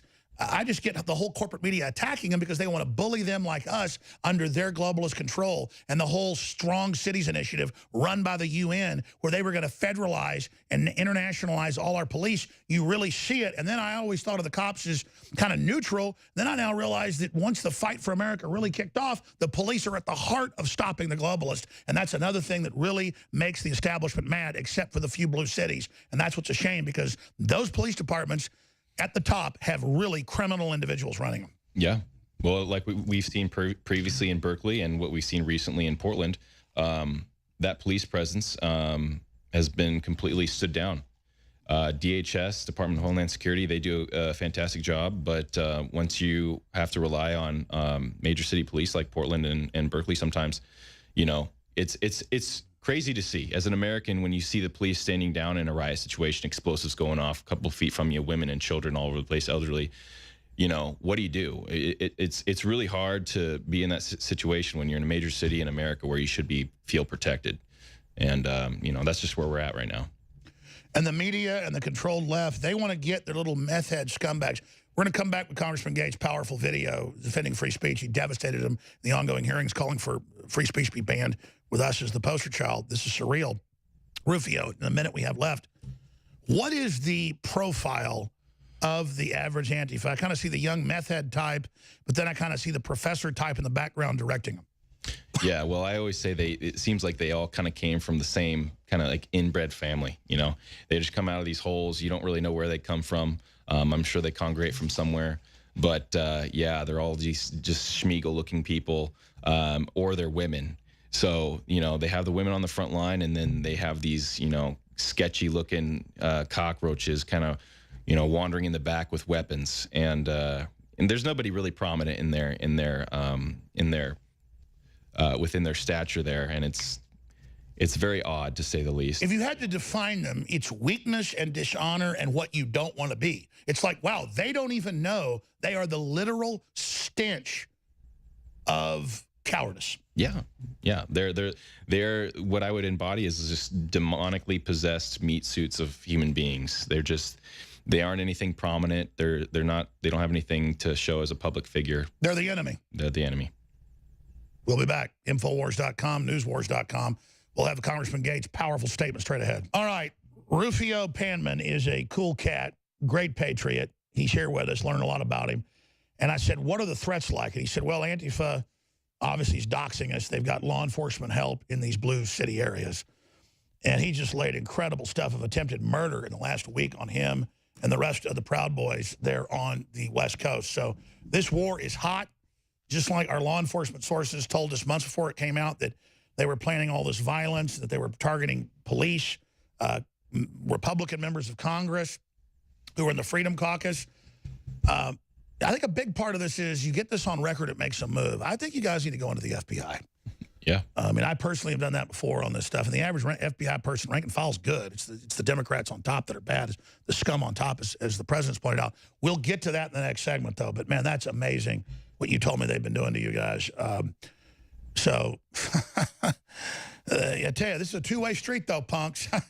I tell you, they are really pushing it, aren't they? Yeah. I mean, you know, like I said, what's your line? You know, how much are you willing to take until you go full-blown retaliation? Well, I don't want to say too much, but I know there's a lot of former military and people that live right here in Austin, former SEAL Team 6 leaders, you name it, that just everything they said they were trained to do, help the oppressed, the Green Beret motto, all of it. They said, finally, we're seeing what we trained to fight in America. And I don't know what's going on or what's happening, but let me tell you, Antifa is being closely watched by just private operators. And when the stuff kicks off, they think we're flat-footed, that we're not. Yeah. Well, if this law comes through, that the demasking law, who knows what that'll do to Antifa? You know, I don't think they'll have a whole lot of confidence coming out to these things without a mask. So it'll be interesting to see how that pans out. Well, but let's remember, these are the meth head scum hired by the globalists. Right. They're just throwaway. They're the cover for the detonator, as these documents we have will show next segment show. But it's only blue cities that allow this. The police are in on it. It's been admitted. And a lot of the cops low level are the reason we have the documents, is they don't like this. They have to stand there while bottles are thrown at them and stuff is burned, and they're told stand down. Yeah. I've talked to multiple police officers, and a lot of them are saying, you know, we'd love to be out there with you guys fighting these people, but this is just what we have to do. These are our orders. And unfortunately, that's just the way it goes when you're a government employee, you know, and you have to abide by who's on top. It's pretty sad, really, to say the least. I trust the president. He's smarter than I am in many ways, but he thinks giving this attention and admitting that his supporters are being attacked gives the enemy strength. I don't think so. I think if he recognizes it, like he did during the campaign, that people were being attacked, that shows they're the bad guys, and it helps all of us. I disagree with the president. He needs to have a task force against Antifa, and these thugs need to be exposed, and he needs to stand up for his supporters. Yeah. Well, Antifa is the front line to these fear tactics being used against people being, you know, able to openly be pro-Trump. You know, think about when you go down into Seattle or Portland or, you know, a lot of places in California, even here in Texas, wearing a MAGA hat is, you know, can be dangerous. And so... well, tonight, we'll go out on the street, and let me tell you, 99% of people are going to be supportive, black, white, old, young, but, man, when you run into the ones that don't, they are rabid. Yeah, well, they can try. I don't think anything will really happen in Austin. I mean, it's always just some trendy that sneaks up. Now, let me get to this big piece. Congressman Gates, and I've canvassed Congress, I'll leave it at that, about who wants to be free speech champion, who understands the left's attack on free speech and how they're demonizing conservative, libertarian, pro-America speech, and then how they're pushing a program to end free speech. And Congressman Gates gets it. So they're having ongoing hearings in the House Judiciary right now where they misrepresent what I've said, Diamonds and Silk and others, and then call for us to be banned. Well, I'm sorry, Jim Jordan didn't get it. The others didn't get it. But Gates did. He is a smart cookie. And so here's Matt Gates blast social media giants over free speech protection hypocrisy, because the argument of the Democrats is, well, it's your own company. Well, but you're a medium of everybody communicating. So you're going to have live-time computers watching what we say and then restricting it and saying it's hate speech because it's conservative. So here is Congressman Gates destroying them in a big way. has expired. I'll now recognize myself for 5 minutes, and I'll begin by associating myself with some of the comments from Mr. Liu and Mr. Raskin. When they indicate that the government should not foist upon the technology community the, the over-regulation of the government, I completely agree. I'll stay right there. This is my bad. I didn't realize it's a 5-minute clip. We're about to go to break. I'm not cliffhangering here. We'll come back and reintroduce it and get to it. And then we'll get into the doxing and the attempted murder against you guys in the last week or so. We got a few minutes before we go to break, though, because you've got so many points that I've been guiding the discussion, Rufio. What else you want to get into for listeners and viewers?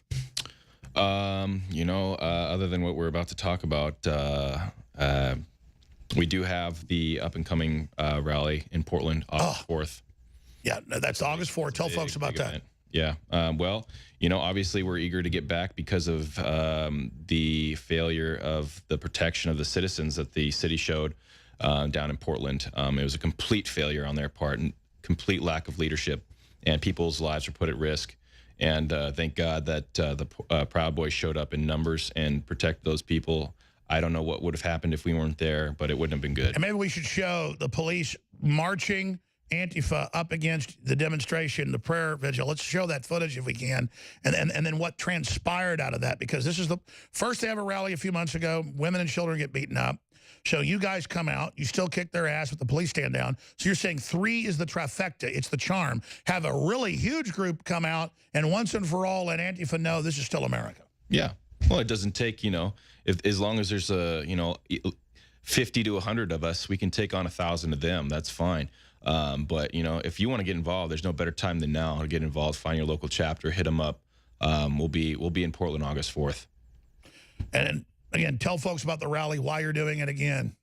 Well, we're going to see how the city reacts, and we'll see if they step up their leadership and actually provide security and protection against these Antifa thugs. We're also going to, take another stand against Antifa because of their violence that they've portrayed against the people of Portland and really up and down the West Coast. And for folks that don't know, they're throwing mortars at people that you shoot in the big cannons that every year blow people's arms or hands off. So those are explosives. So they're throwing explosives at people. Yeah, there was one that landed maybe 3 feet from me. I had I'd seen it in person, and it was a homemade explosive. It looked like they'd taken fireworks apart and put together something that was a lot more dangerous than what it originally was intended for. Well, you could see stuff flying off from the explosions pieces. Yeah. Well, we had some people later get back with us saying that they had actually had shrapnel injuries, some women, and one of my Proud Boys, actually. And that's part about conservatives or Christians. We don't grandstand. It's like, oh, there's congressional hearings saying ban us. Democrats say kill me. Oh, it's no big deal. And at a certain point, it's kind of good to be John Wayne, but we've got to tell people how bad it is. Yeah.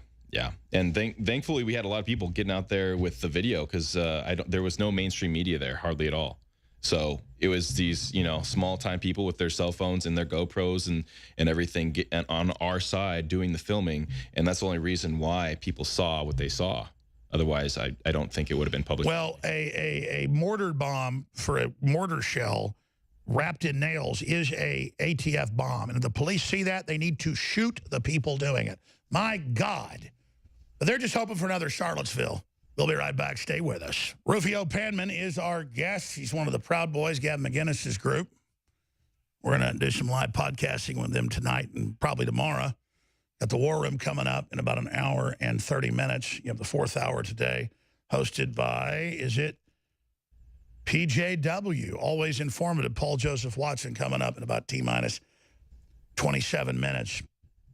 I want to get into the attempted murders on you guys and the doxing and how Antifa gets government files on the ICE and really this communist invasion we're looking at, this attempted bullying and everything that's happening. But looking at Congressman Gates, I mentioned this. They have these hearings ongoing, House Judiciary. The Democrats are lying about what I've said, lying about Diamond and Silk, lying about Trump, and saying ban conservatives. How are you going to stop conservatives kicking leftist butt politically with ideas online? And Facebook, Twitter, and YouTube are like, we've already shadow banned everybody. Listen, you effectively ban them. They know they're banned. They're going to have court cases. That's all in the news. We have the censorship master plan decoded by Mike Adams on Infowars.com. Get it out to folks. But thank God Congressman Gates knows what's going on. Let's go ahead and hear what he had to say when they claim, oh, we're the private corporation. We can do whatever we want. He fires big torpedoes that hit broadside. Has expired. I'll now recognize myself for 5 minutes, and I'll begin by associating myself with some of the comments from Mr. Lieu and Mr. Raskin. When they indicate that the government should not foist upon the technology community the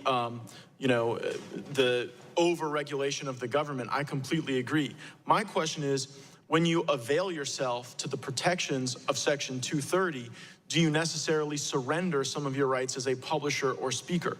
The way I read that statute now, it's pretty binary. It says that you have to be one or the other. You have to be a Section 230 protected, or you're a speaker with the full complement of your First Amendment rights. I'm cool with that. I would love you guys to make the choice. I come from the libertarian-leaning segment of my party. I just think it's confusing when you try to have it both ways, when you try to say that, we get these liability protections, but at the same time, we have the right to throttle content. We have the right to designate content. And in the most extreme examples, when you have a Twitter attorney saying in court, we would never do this, but we would have the right to ban people based on their gender or their sexual orientation. So I wanted to clear up those comments. But my next question is for you, Ms. Bickert. I've provided to you a screenshot I've taken from content that was published on Facebook from a page that is Milkshakes Against the Republican Party. There are 2 posts. Would you read the first one? And there is one naughty word there that you're welcome to skip over.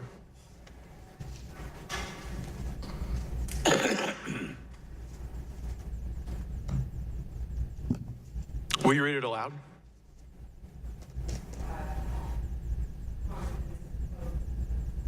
Congressman, this is a post, Milkshakes Against the Republican Party. It has a picture, and it says, parents in the waiting area for today's school shooting in Florida. And then it says, you remember the shooting at the Republican baseball game. One of those should happen every week until those NRA, and then there are unpleasant words. And then there's, I'm not sure if this is another post beneath it or not. Yeah, that's a second post. Will you read that? That has no naughty words. It says, dear crazed shooters, the GOP has frequent baseball practice. You really want to be remembered. That's how you do it. Signed, Americans tired of our politicians bathing in the blood of the innocent for a few $1 million from the terrorist organization NRA. Do these posts violate your terms of service? Any call for violence violates our terms of service. So why is Milkshakes Against the Republican Party still a live page on your platform? Let's hit pause. This is critical. Because there's Facebook, Twitter, and YouTube things with millions of views saying kill Republicans, kill Trump, rape his children, get Alex Jones, all of this. And that's the point, is they're out calling for violence. They're all allowed to have a free hand. All these different talk show hosts, like Keith Olbermann can call for violence. He's got his thing up, but Roger Stone's banned. And that's the point here. We're going to go back to it, Rufio, is that they misrepresent what we've said to ban us, but then they let the left do whatever they want. Yeah. Well, just like that Keno or Keto guy, the guy that took that MAGA hat off that kid, he got full funding and all sorts of support from the left. But the second you defend yourself against the left, like myself, you get all sorts of flack. Let's show that in Whataburger a few weeks ago. Yeah. That guy became a hero. GoFundMe. He said F you, threw tea on somebody, stole their hat. He's a hero. Yeah, assault apparently is what gets you fame and fortune in today's day and age. And, defending yourself and other people is what gets you banned and your funding taken away. So, if that's what you want to support as a business in America, go ahead and feel free, but don't be surprised if you go bankrupt. Again, I'm begging Democrats, these shops, put a computer program for Uber, whatever it is. If you don't want to carry me as a libertarian, as a nationalist, a white guy, whatever, tell me. If you don't want me in your shop, you don't want to bake my cake, just say, put a shingle on the window, not welcome. Believe me, I don't want to give you my money. Yeah. Yeah, they're asking people to not give them their money. It doesn't make sense at all. You're segregating an entire part of the country who's willing to give you money, and you're saying, well, we're not going to take your service. And it's like, okay, well, fine. We'll move on to the next person, the next rising power to, support patriots and like-minded Americans. Yeah, this is the end of the globalists. This is the end of this corrupt system. There's going to be other stuff we have to face. We're not offering some utopia. But from the grave, they are clawing us with them. They really want to, and you're not dragging me into your grave, idiots. My victory is destroying you. Whatever happens to InfoWars, that's secondary. It isn't about me. It's about defeating you. That's my measure. Let's go back to Congressman Gates. Here it is. can't speak, I haven't reviewed this page. I can't speak to why any page is up or not up, but we can certainly follow up with it. So a member of my staff provided these comments to Facebook, and we said, based on our reading of your terms of service, and frankly, based on your testimony today, where you say we are committed to removing content that encourages real-world harm. Based on that, this would be a facial violation, but I received back what I've provided to you, and the highlighted portion of Facebook's message back to my staff includes, it doesn't go against one of our specific community standards. So do you see the tension between your public testimony today, your terms of service, and then your conduct when you're presented with violent calls to shoot people who are members of my party at baseball practice? Congressman, there's no place for any calls for violence on Facebook. I will certainly follow up after the hearing and make sure that we're addressing content you bring to our attention. Thank you. Yeah, I mean, I brought it to your attention when I emailed it to you, and then I brought it to your attention when I went to Facebook with Mr. Ratcliffe. We went to California. We went to your corporate headquarters. I showed these posts to your executives, and the response I got from your executives is, well, we removed those specific posts, but we're not going to remove the entire page.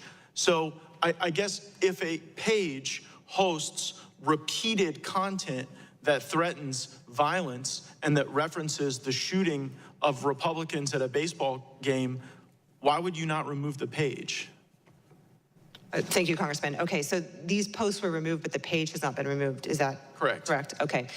So we remove pages or groups or profiles when there is a certain threshold of violations that has been met. So, and this depends. If somebody, for instance, posts an image of child sexual abuse. All right, we got to come back and finish this because the Democrats jump in and say, why is InfoWars still up? But here's the deal. People mainly communicate through Facebook, Twitter, and YouTube. They've got all these private messengers. It's like telephones. So if the government jumps in or corporations jump in during your conversations with AI computers, like not letting you share an emoji of the Taiwanese flag because Apple's owned by China now, officially, that is prior constraint. And so we're saying, hey, if somebody says kill somebody, send the cops. Ban them for that. But don't lie about InfoWars and then call for us to be banned when you won't even show what we said. Notice Gates read what they said, go kill congressman. We didn't say that. If I said that, that's not free speech. That's a call to action. So when we come back, we'll finish up with this and then get into their actions against the Proud Boys. They're on the West Coast and their attempts to savage break lines, you name it, with Rufio. I'm Alex Jones with Infowars.com. All right, we're back live, and the crew has pointed out to me that I didn't even plug last hour, even though we're under massive congressional attack, calls to ban InfoWars everywhere. We have undoubtedly, and I keep saying biggest sale, because as we sell more product, we're able to lower the price because we order more of it, but it's kind of a catch-22. We're still debating with the accountants whether I'm selling stuff too cheap, but 67% off is the biggest sale. 50% off is the average sale at InfoWarsStore.com. On T-shirts, water filtration, non-GMO heirloom seeds, shortwave radios, emergency preparedness, optics, it's all there. But the supplements are 50 to 67% off. Alpha Power, Energy Stamina, Libido, Super Male Vitality, same thing, different formulas. DNA Force helps the telomeres, energy, nerve regrowth, 50% off. There are dozens of items, 50% off. For more, InfoWarsStore.com, free shipping. It is Stop the Attempt to Shut Down InfoWars and Kill Free Speech mega special. And it's running while supplies last, and it's just so important, folks, to get in there and get great products and see how great, say, X2 is. Most people are really don't have the good halogen in their body, have no idea what it's like once they get proper iodine in the body. Knock out the sleep aid, vitamin mineral fusion with the amino acids as well. Your fruit punch where you absorb the vitamin mineral fusion instead of just most of it going through your body. Great for you, great for your kids. InfoWarsStore.com, Brain Force is there. It's all discounted. InfoWarsLife.com is where you can find it all. The new Super Silver 25% off wound dressing gel sells $40 in the hospitals buy it. It's the grade below prescription that's registered as a medical device. This is over-the-counter, FDA cleared, proving that it kills all these bacteria and viruses. InfoWarsStore.com, InfoWarsLife.com, or 888-253-3139. When you take action and support us, we are unstoppable. And we're trying to expand in the face of globalist attack and Soros' lawsuits. We're winning, but it's been costly. So I want to thank everybody that has supported us. and just ask you to support us now more than ever. Rufio Panman is here in studio with us, at Rufio Panman, PB, guy that goes out in the last year or so and battles Antifa when they physically attack and kicks their butt every time. It's just amazing. He's here with us right now. Be sure and follow him at Rufio Panman on Twitter while that's still available. And everybody else is creating their own websites right now, going back to what was, old is now the future, as they got us onto all these social giants and got us to communicate there, and now they've seized those communications. It's time to go back to basics. But going back to Congressman Gaetz and the points he was making about the Democrats let people go on Twitter, Facebook, YouTube and say they're going to kill everybody. Nobody gets censored for that. They get praised, and Jack Dorsey says they're in a revolution against us. They're going to teach us Americans how to submit. And so Congressman Gaetz is pointing out you can't have your cake and eat it too. Here it is. Thank you, Congressman. Okay, so these posts were removed, but the page has not been removed. Is that correct? Correct. Okay. So we remove pages or groups or profiles when there is a certain threshold of violations that has been met. So, and this depends. If somebody, for instance, posts an image of child sexual abuse imagery, their account will come down right away. But there are different thresholds depending on different violations. So I can follow up with you on that. How many times does a page have to encourage violence against Republican members of Congress at baseball practice before you will ban the page? Congressman, I'm happy to look into this and look at the page specifically and then come back to you. The truth is they're promoting it. Mistake, right? CNN promotes Antifa. Let's continue. The post should not be on Facebook. I have to look at a specific page with my team before we can. Do you think that this page should be hosted on Facebook with these multiple calls for violence against people in my party? Congressman, I personally have not seen the page on Facebook, but I will look into it with my team. Posts, though, right? Would the chairman yield? I've had a question. I'm agreeing with the chairman about this, and I think we arrived at the exact same place when we were talking about at what threshold does InfoWars have their page taken down after they repeatedly deny the historical reality of massacres of children in public schools. And so when you follow up with it, and obviously you want to look... Here, back that up, because if you just joined us, I played the clip earlier where Congressman Dutch of the Parkland area lies and says that... Yeah, just right up to the last guy. I don't want to go all the way back. Just right to the other congressman. They then misrepresent and say that I said nobody died and they're all crisis actors. I never said that. YouTube took my YouTube down, and then when I threatened to sue them and showed the real videos, they put it back up. They never admit all that. These Democrats just keep lying. No matter how many times they publish these lies, it doesn't make it true. It's incredible. So let's go back to it. First, I've had a question. I'm agreeing with the chairman about this, and I think we arrived at the exact same place when we were talking about at what threshold does InfoWars have their page taken down after they repeatedly deny the historical reality of massacres of children in public schools. And so when you follow up with it, and obviously you want to look into the specifics of the case, I would love it if you would follow up also about Alex Jones and InfoWars. If certain content you're saying has been taken down when they are taunting the students from Parkland. Pause again. Never taunted the students. That's the lying sick mouth of Hollywood and you liar. Again, show the video. Show the quote like Gaetz did. You can't do it, you dirty murderer of the First Amendment.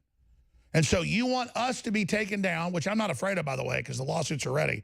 And you want to sit there and play those games and then lie about and defame me from Congress about what I said while you're using the blood of those kids, you dirtbag, to try to kill the First Amendment. You are a sick freak, Raskin. Here he is. Taken down, and I agree certainly that that these posts should be taken down that the chairman's talking about. I yield back. I thank the gentleman and would concur with his sentiments. My time has expired.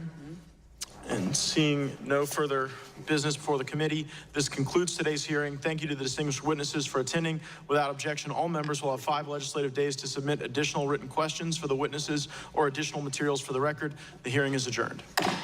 So you notice even though Gaetz kind of gets it, he doesn't fully get it. And he's just going to, play it safe. Okay, I agree with you, Raskin. This is the fraud.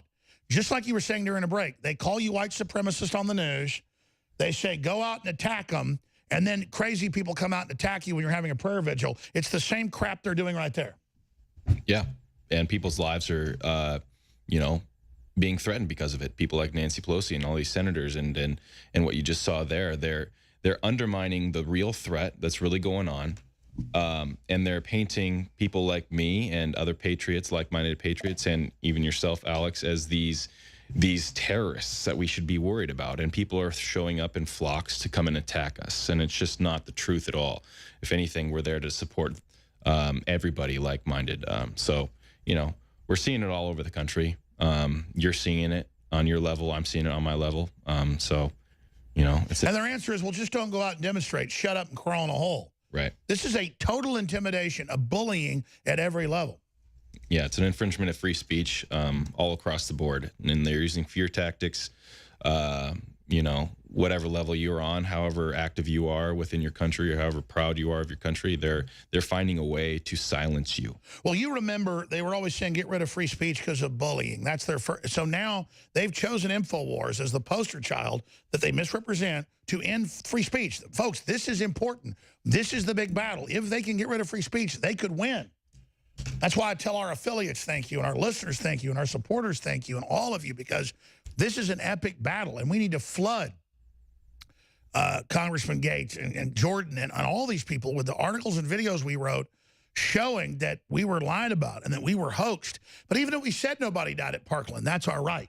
Right. You know, David Hogg's running around demonizing the Second Amendment and saying, you know, calling people names. But I didn't even say that. And then Hogg goes on TV and plays along with the lie because he's putting out perfect Democratic Party talking points.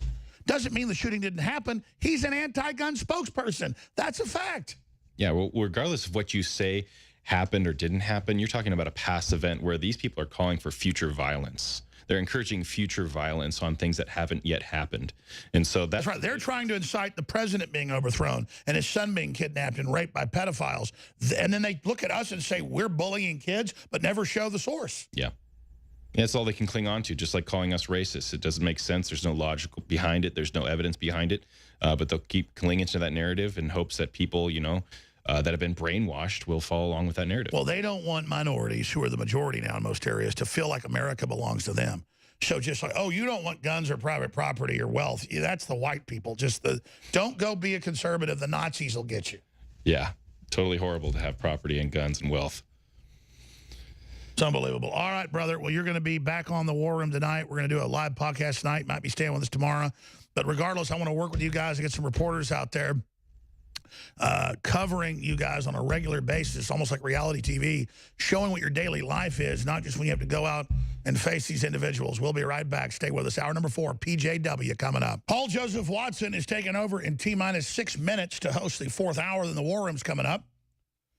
Then we're going to have more live coverage tonight with some of the Proud Boys here that are in town with Gavin McInnes's group, like Rufio, Panman.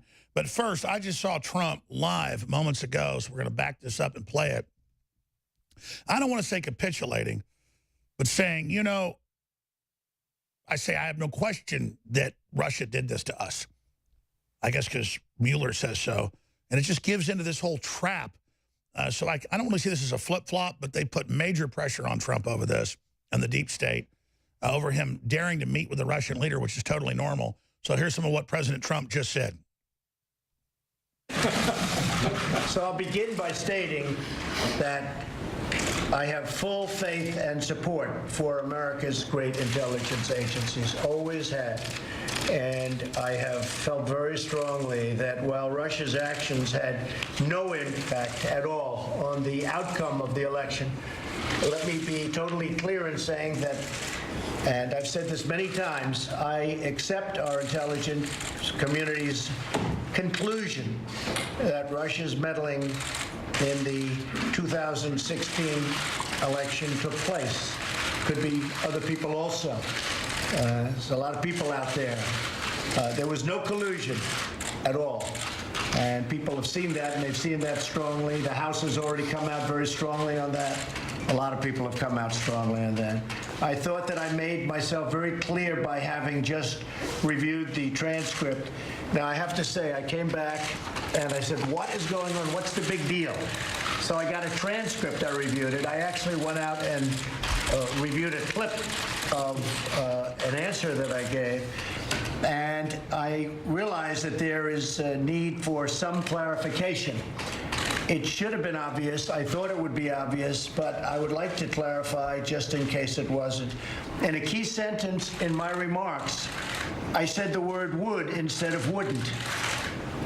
The sentence should have been, I don't see any reason why I wouldn't, or why it wouldn't be Russia. So just to repeat it, I said the word would instead of wouldn't.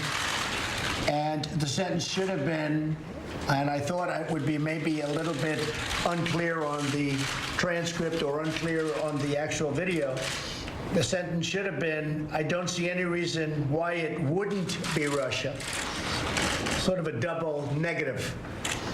So you can put that in, and I think that probably clarifies things pretty good by itself. I have on numerous occasions noted our intelligence findings that Russians attempted to interfere in our elections. Unlike previous administrations, my administration has and will continue to move aggressively to repeal any efforts and repel. We will stop it. We will repel it. All right, let's stop right there. I think this will be blood in the water. He went. He was nice. We've been super tough on Russia with Trump. Too tough buying into this neocon crap. And I think this is blood in the water, and they're just going to go more insane. They're saying deep state him, 25th Amendment him, remove him, use the military against him. These are the globalists that have had their boot on our neck for decades, that have run the country into the ground. Come out and say, you're the traitors, you're the globalists, you're the enemy. I should have met with Putin a year ago. I meet with other world leaders. You people are a joke. But Fox News, you know, we have a compilation coming up at the start of the segment, then Paul takes over. I'm going to play. Fox News is like, the talking points, well, he jumped the shark. It's over for him. They've been trying to get rid of Trump day one, the Murdochs.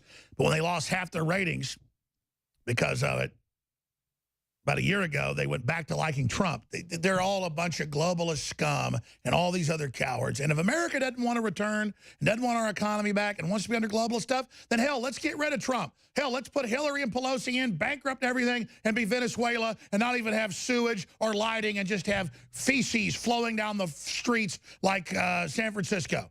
Let's do it. Let's all be blue state and just slit our wrists then. The year is 1995, and InfoWars launches the last of America's counter-globalist probes. In a freak mishap, Infowars.com and Alex Jones are blown out of their trajectory into an orbit which freezes his life support systems and returns Alex Jones to Earth 25 years later. Transdimensionally over the space-time continuum through full space, where people are extremely lazy. The social engineers are there laughing. What we envisioned 100 years ago, 20 years ago, is now reality. While the society unravels, men run around totally frantic, not knowing how to be men, and women run around frantic, not knowing how to be women, and they don't understand that it's an animating contest of life and that it's fulfilling to be informed, it's fulfilling to be involved, it's fulfilling. InfoWars, tomorrow's news today. Well, I could have never imagined 20-something years ago getting on air that we'd have congressional hearings saying ban me off the air, misrepresenting what I'm saying, congressional hearings saying ban Paul Watson just a few months ago, all congressmen saying military, take Trump out, he's a Russian agent, when Hillary was in bed with Russia.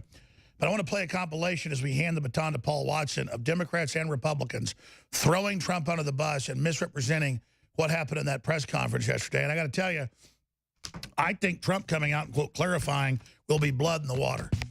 I mean, how dare a president meet with a Russian leader?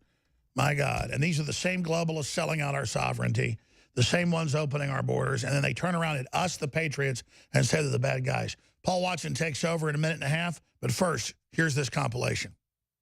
First of all, I just have to say I'm sick to my stomach. I'm really feeling nauseous. Stunned, gobsmacked. We're hearing words like, I feel sick, this is frightening. Oh, you're such American patriots. They care so much. Stunning. Genuinely stunning. What is going on? Unbelievable. Astonishing.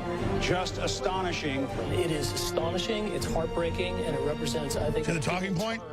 in our nation's history. It's time for Americans to be out on the street. There are people protesting in the streets every day in the 70s. Why is that not This happening? guy making America great again. He's a Russian. Shadow government come out and say, we cannot side with the government. As an American citizen, I just personally think today is just an incredibly depressing moment in our time, it's so in our horrible. history as an American.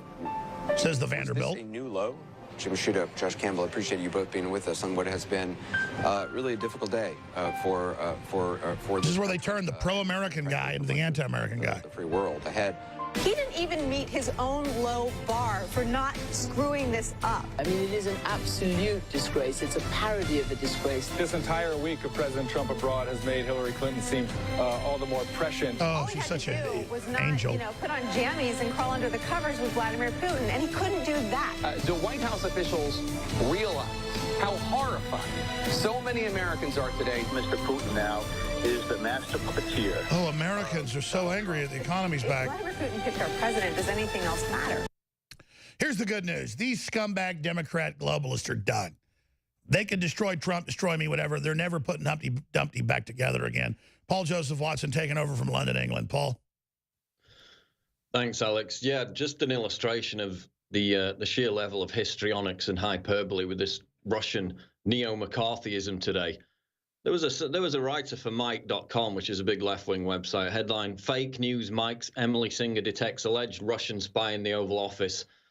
Literally, she had a fever dream that there was a Russian spy lurking in the background of an official White House photograph from the Oval Office. And of course, she got it completely wrong. This is an illustration of the atmosphere that creates these kind of fever dreams amidst this Russian collusion delusion. As Emily Singer, a senior political reporter for Mike.com, set off a mini Red Scare Tuesday morning by suggesting a White House staffer pictured in the Oval Office was actually an alleged Russian spy, then scrubbed the quickly debunked claim from her verified Twitter account. So this was actually a picture from May 10th, 2017. Wasn't even a new picture, over a year old, showing then Ambassador to the US Sergei Kislyak and Foreign Minister Sergei Lavrov seen in a New York Times story covering that meeting and zeroed in on a red-headed woman in the door of the Oval Office. She said on Twitter, I thought this was a Photoshop, but it's not. This is Maria Butina, arrested for being a Russian spy in the Oval Office with Trump. She's literally going back over a year to White House photographs from a meeting that occurred over a year ago and having fever dreams about Russian spies in the Oval Office, tweeting it. She attached the photo to the tweet, but she soon expressed doubt over whether she correctly identified Butina in the photo, conceding that it may be Kari Lutkins, a member of the White House National Security Council. I may delete this tweet, Singer told her 20,000 Twitter followers. Now, no doubt this was shared feverishly around the blue check marks on Twitter before she did delete it. Lachlan Markey of the far-left Daily Beast said that former White House staffer also suggested the picture showed Lutkins, saying that her role includes logistics for events like Lavrov's visit. So she then deleted the tweet, tweeting, I've deleted the tweet. I cannot confirm that it's Butina and maybe an NSC staffer. So even with the correction when she deleted the tweet, we can't confirm this. No, it's a White House staffer in a year-plus old photo from the Oval Office, and she comes out and tweets, we can't confirm it. Maybe it is a Russian spy. But, Paul, that's just like them saying that he took the bust of Martin Luther King out or didn't visit Scalise. They know it's a lie. They know it's a fraud. Meanwhile, they're the globalists that hate America and hate nation states and hate Brexit and are the ones trying to take us over for foreign powers. And then Trump's clearly is trying to restore America. This is so crystal clear. Why do you think he came out and clarified and said, I believe the Russians were involved in the election? I don't know why he's giving into the hysteria even of Fox News. Fox News a year ago was against him. Well, the fact is that, 77% of the American public believe that mainstream news stations put out on a regular basis fake news. So why he would be shocked at returning from this meeting in Helsinki to see that media outlets that have given him 90+% negative coverage for the past 18 months would be giving him more negative coverage. It's very confusing indeed. The outrage machine is in full tilt every single day from these networks.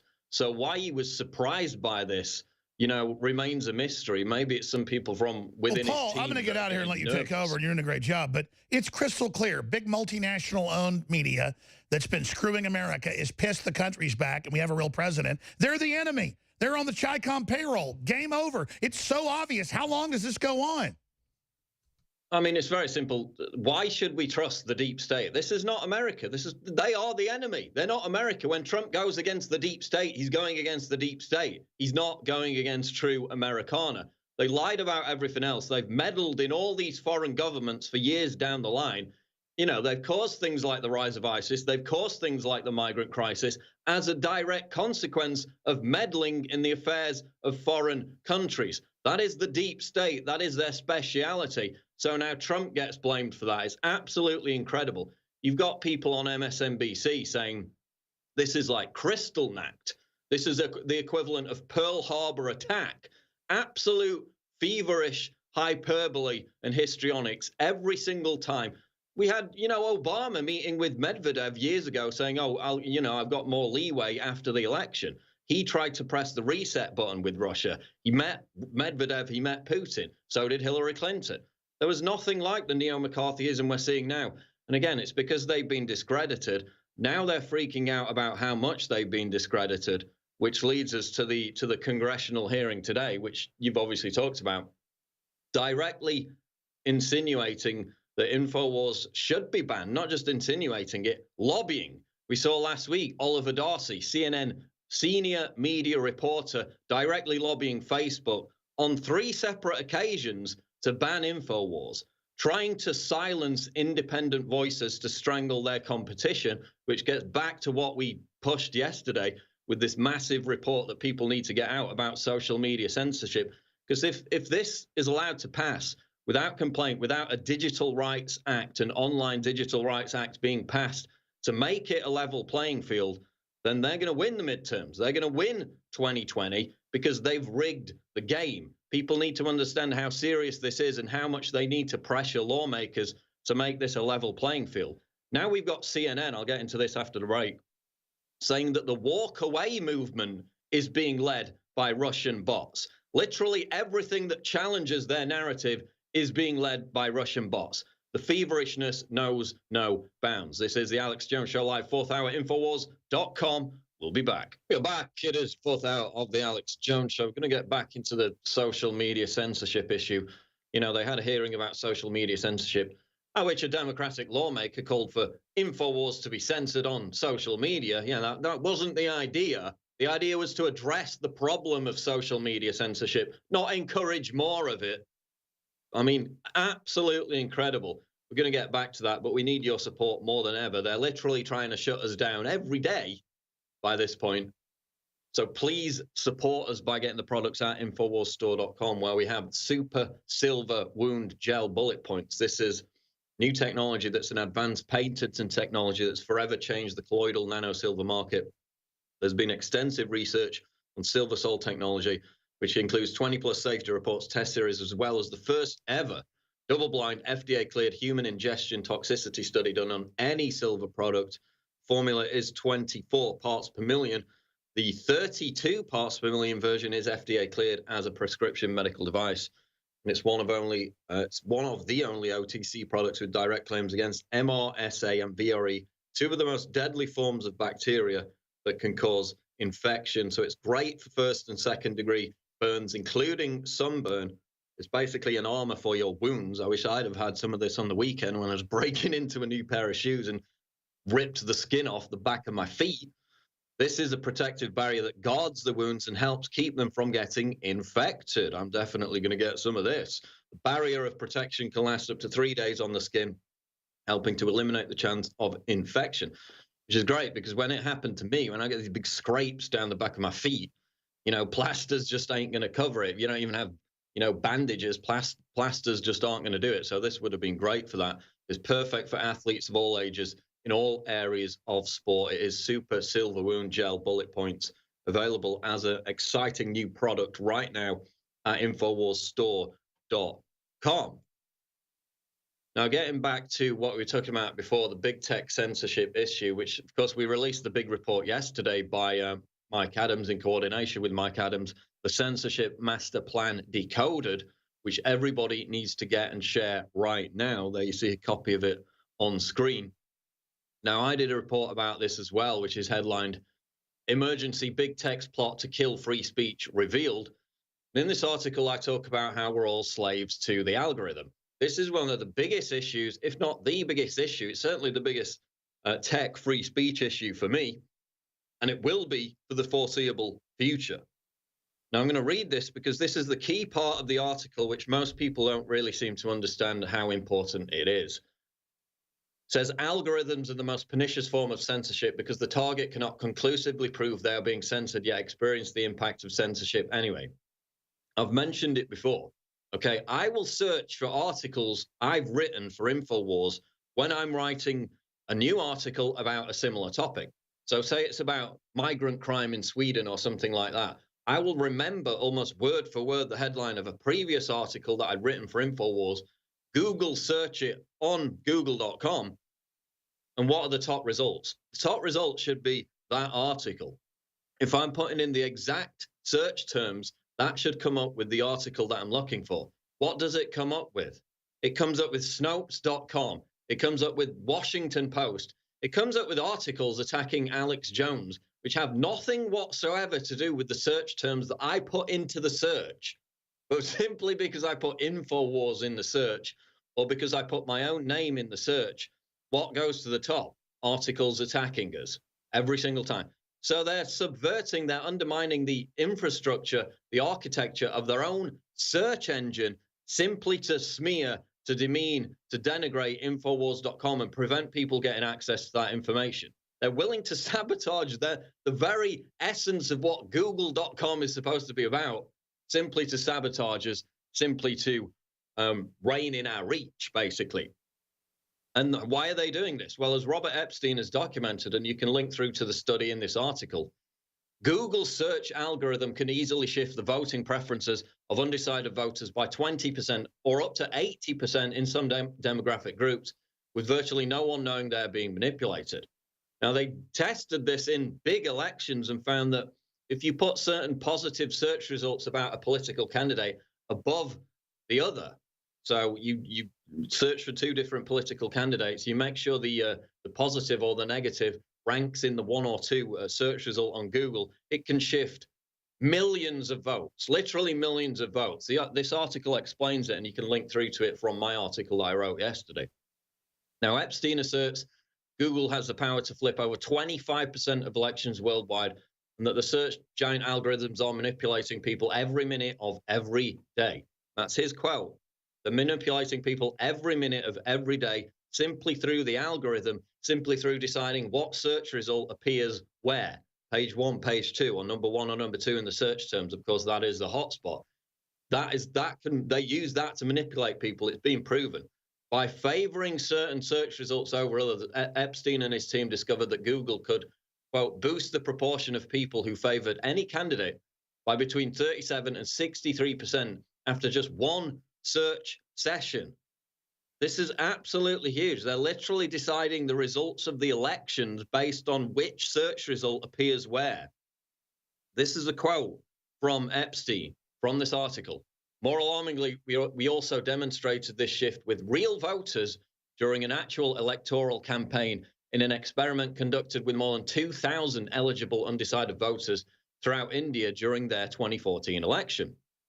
Now, this was the largest democratic election in history. They had more than 800 million eligible voters and 480 million votes ultimately cast. It says even here with real voters who were highly familiar with the candidates and who were being bombarded with campaign rhetoric every day, we showed that search rankings could boost the proportion of people favoring any candidate by more than 20% and more than 60% in some demographic groups.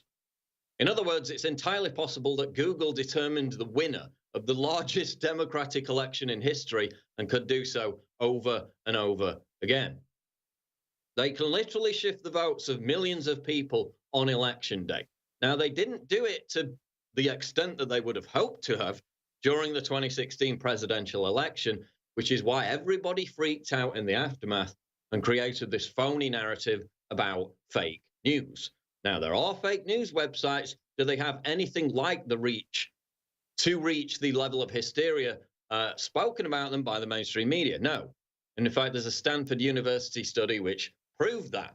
This was a fake narrative created in the aftermath of the election, much like the post-truth world narrative was created after the election, because they were absolutely flabbergasted and shocked that they let this happen. They ain't going to let it happen again, which is why we need to fight back with this Online Digital Rights Act, which at the end of the big document that Mike Adams put out in association with InfoWars, we have solutions whereby that can start to happen. We can at least get the ball rolling on it. So we have CNN lobbying to shut down our YouTube channel, CNN lobbying to shut down our Facebook page, Democratic congressmen lobbying to shut down our social media pages, and we have Google manipulating its own infrastructure simply to downvote, to downgrade, to bury InfoWars content because they're so incredibly afraid of the impact that we're having. Absolutely massive issue. We'll be back. This is the 4th hour of the Alex Jones Show live, Infowars.com. We're back. It is the 4th hour of the Alex Jones Show. We're going to get into some more news here in a second, but again, we're under constant attack. You've seen CNN lobbying to shut down our YouTube channel. You've seen them lobbying to shut down our Facebook channel. You've seen Democratic lawmakers back in November last year when they tried to get Twitter. They pressured Twitter to shut us down, and Twitter agreed. They said this is not going to happen again. You remember that? It was after the terrorist attack in New York on October 31st, Halloween. Basically, the story was Imam Tawhidi, who is on Twitter, a Muslim imam, said that he warned Mayor Bill de Blasio of New York that there was radicalization taking place in mosques in New York. It was a real story. He posted the letter that he sent to de Blasio warning him about this massive problem. I wrote an article about it for Infowars.com, tweeted it out with the hashtag that was trending at the time for the New York attack. It was a real story. It wasn't fake news. Yes, there was an imam that warned Mayor Bill de Blasio about radicalization in mosques in New York. Whether you think he should have reacted to that in whatever way, doesn't matter. It was a real story. How did they react? There you see the story right there. Well, a Democratic congressman raised it during a hearing in committee and basically said to a Twitter executive, how on earth has this got to the top of Twitter's trending hashtag? Because at least for a few hours, if you clicked on the trending hashtag, a link to that story appeared at the top of the hashtag. They weren't best pleased about that. So this Democratic lawmaker basically pressured the Twitter executive into making a promise that that wouldn't happen again. Fast forward again to today, where we have another Democratic congressman, and you can see the headline up on Infowars.com. Dem congressman pressures Facebook to ban Infowars during live hearing. This was Ted Deutsch, and he basically said, no, you're not going to be able to challenge major news narratives when a breaking news event happens. That shouldn't be allowed. How many strikes is it going to take Infowars down? First he asked YouTube, then he asked Facebook basically the same question. This is after CNN's media reporter, senior media reporter, Oliver Darcy, who has an absolute obsession with getting Infowars banned, by the way. This is a self-proclaimed conservative, somebody who should believe in free speech and the First Amendment. He worked for conservative media in the past. Now he's gone to CNN. I don't know whether they're, paying him to do this, whether they're giving him the instructions to go out and do this, or whether it's his own choice to do this. But this guy's leading a campaign, a lobbying campaign. He did it back in February with YouTube. Repeated attempts to contact YouTube, to shame YouTube into shutting down the Alex Jones channel. Then again last week, repeated attempts to contact Facebook, not only face-to-face, but afterwards as well, when they had a get-together to try to pressure Facebook to ban Infowars. They failed with the YouTube ban. We were one strike away from the channel being deleted. So far, they've failed with the Facebook ban. It's still live as of right now. There you see his tweet from last week. Literally, this is a guy who would have supported book burnings. They moan all day about Russia. Well, what does Russia do? They shut down media outlets. What does Turkey do? They shut down media outlets. The Islamist dictator Erdogan has shut down over 100 media outlets in Turkey since late 2016 by decree. This is what authoritarians do. This is what dictators do. But apparently CNN thinks that that's its role in the United States of America. They bang on about Donald Trump, democracy dies in darkness. They hark on about him attacking the media, threatening the First Amendment, threatening the freedom of the press constantly. Yet this is a guy, a senior media reporter, who's on a campaign to shut down a smaller independent media outlet. Think of that for a second. CNN's vast resources, their international acclaim, devoted to shutting down Infowars.com. This isn't news. This is a lobbying effort. They're directly contacting YouTube and Facebook and trying to shame them, trying to pressure them with, again, the threat of more negative media coverage into shutting down Infowars.com. Now it's percolated once again down to the congressional level, where literally they're up on their demanding during a social media censorship hearing, which should be about how to stop social media censorship, how to return things to a level playing field. They're doing the exact opposite. After Facebook already admitted that they downrank Infowars content. I mean, how we're still getting through, I don't know. Because on some stories, I could still get 50,000 Facebook shares. There was a one a couple of weeks ago, about 10 days ago, that still got 50,000 Facebook shares. So I guess that's not going to happen in future either. They are deathly afraid of a level playing field because 2016 proved that when it was that, to some extent, not to completely, they lose. They lose. That's why we're all slaves to the algorithm. That's why this is a massive issue. And that's why we need your support by getting the products at InfoWarsStore.com. Because again, we're not dependent on sponsors that can be boycotted. We're not dependent on fat checks from George Soros. We're not dependent like CNN is on fat checks from Gulf state dictatorships like Bahrain that kill protesters. And then they pay CNN to make puff pieces about how great their country is. No, we don't take the money from Islamist dictators like you say it, CNN. We only take money from our loyal audience who have the choice, even though all our content is completely free, they have the choice to support us by getting the products at InfoWarsStore.com, where we have Defeat the Democratic Censorship Sale, free shipping, and up to 67%, that's massive, off store-wide.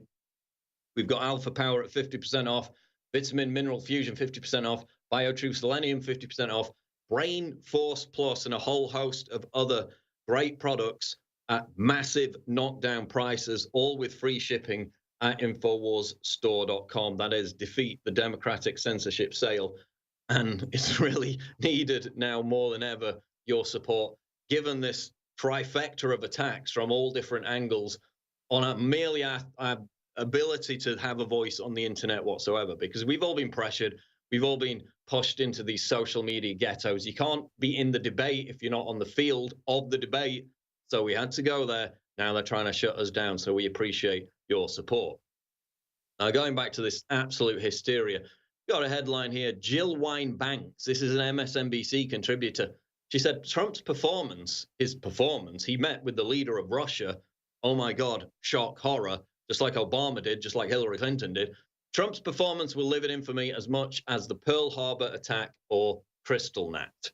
She's actually claiming that what Trump did or what he said to Putin yesterday during that press conference will live in infamy, will have the same historical import as two of the biggest events of the 20th century, if not the biggest in the case of Pearl Harbor.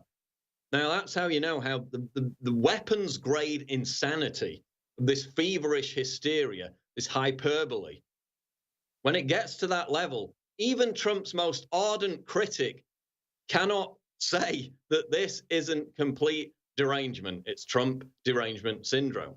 She said, quote, "We were burglarized this time by foreign agents, and it's just as serious to me as the Cuban Missile Crisis."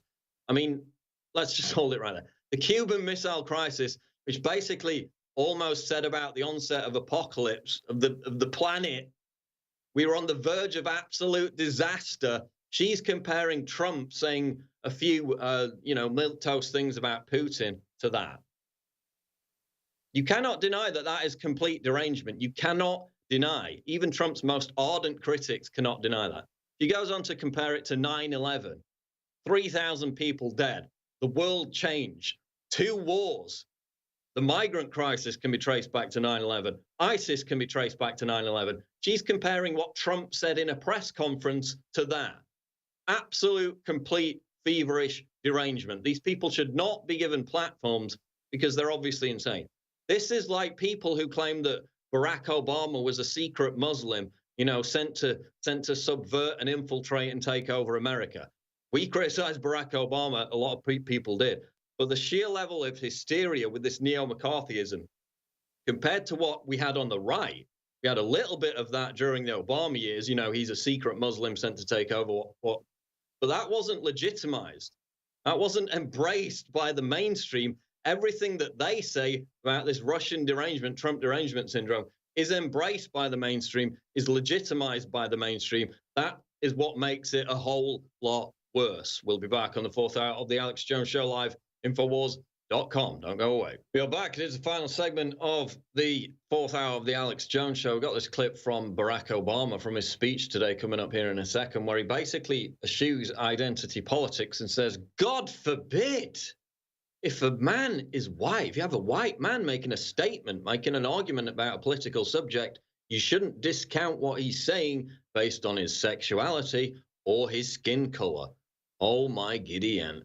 Given that we've got a Democratic Party which is moving further and further towards the deranged left, embracing its radical fringe extremists like Antifa, embracing people like Ocasio-Cortez with all her inane drivel, this was quite the event. For him to admit that identity politics should be distanced from, should be eschewed, this is a big event.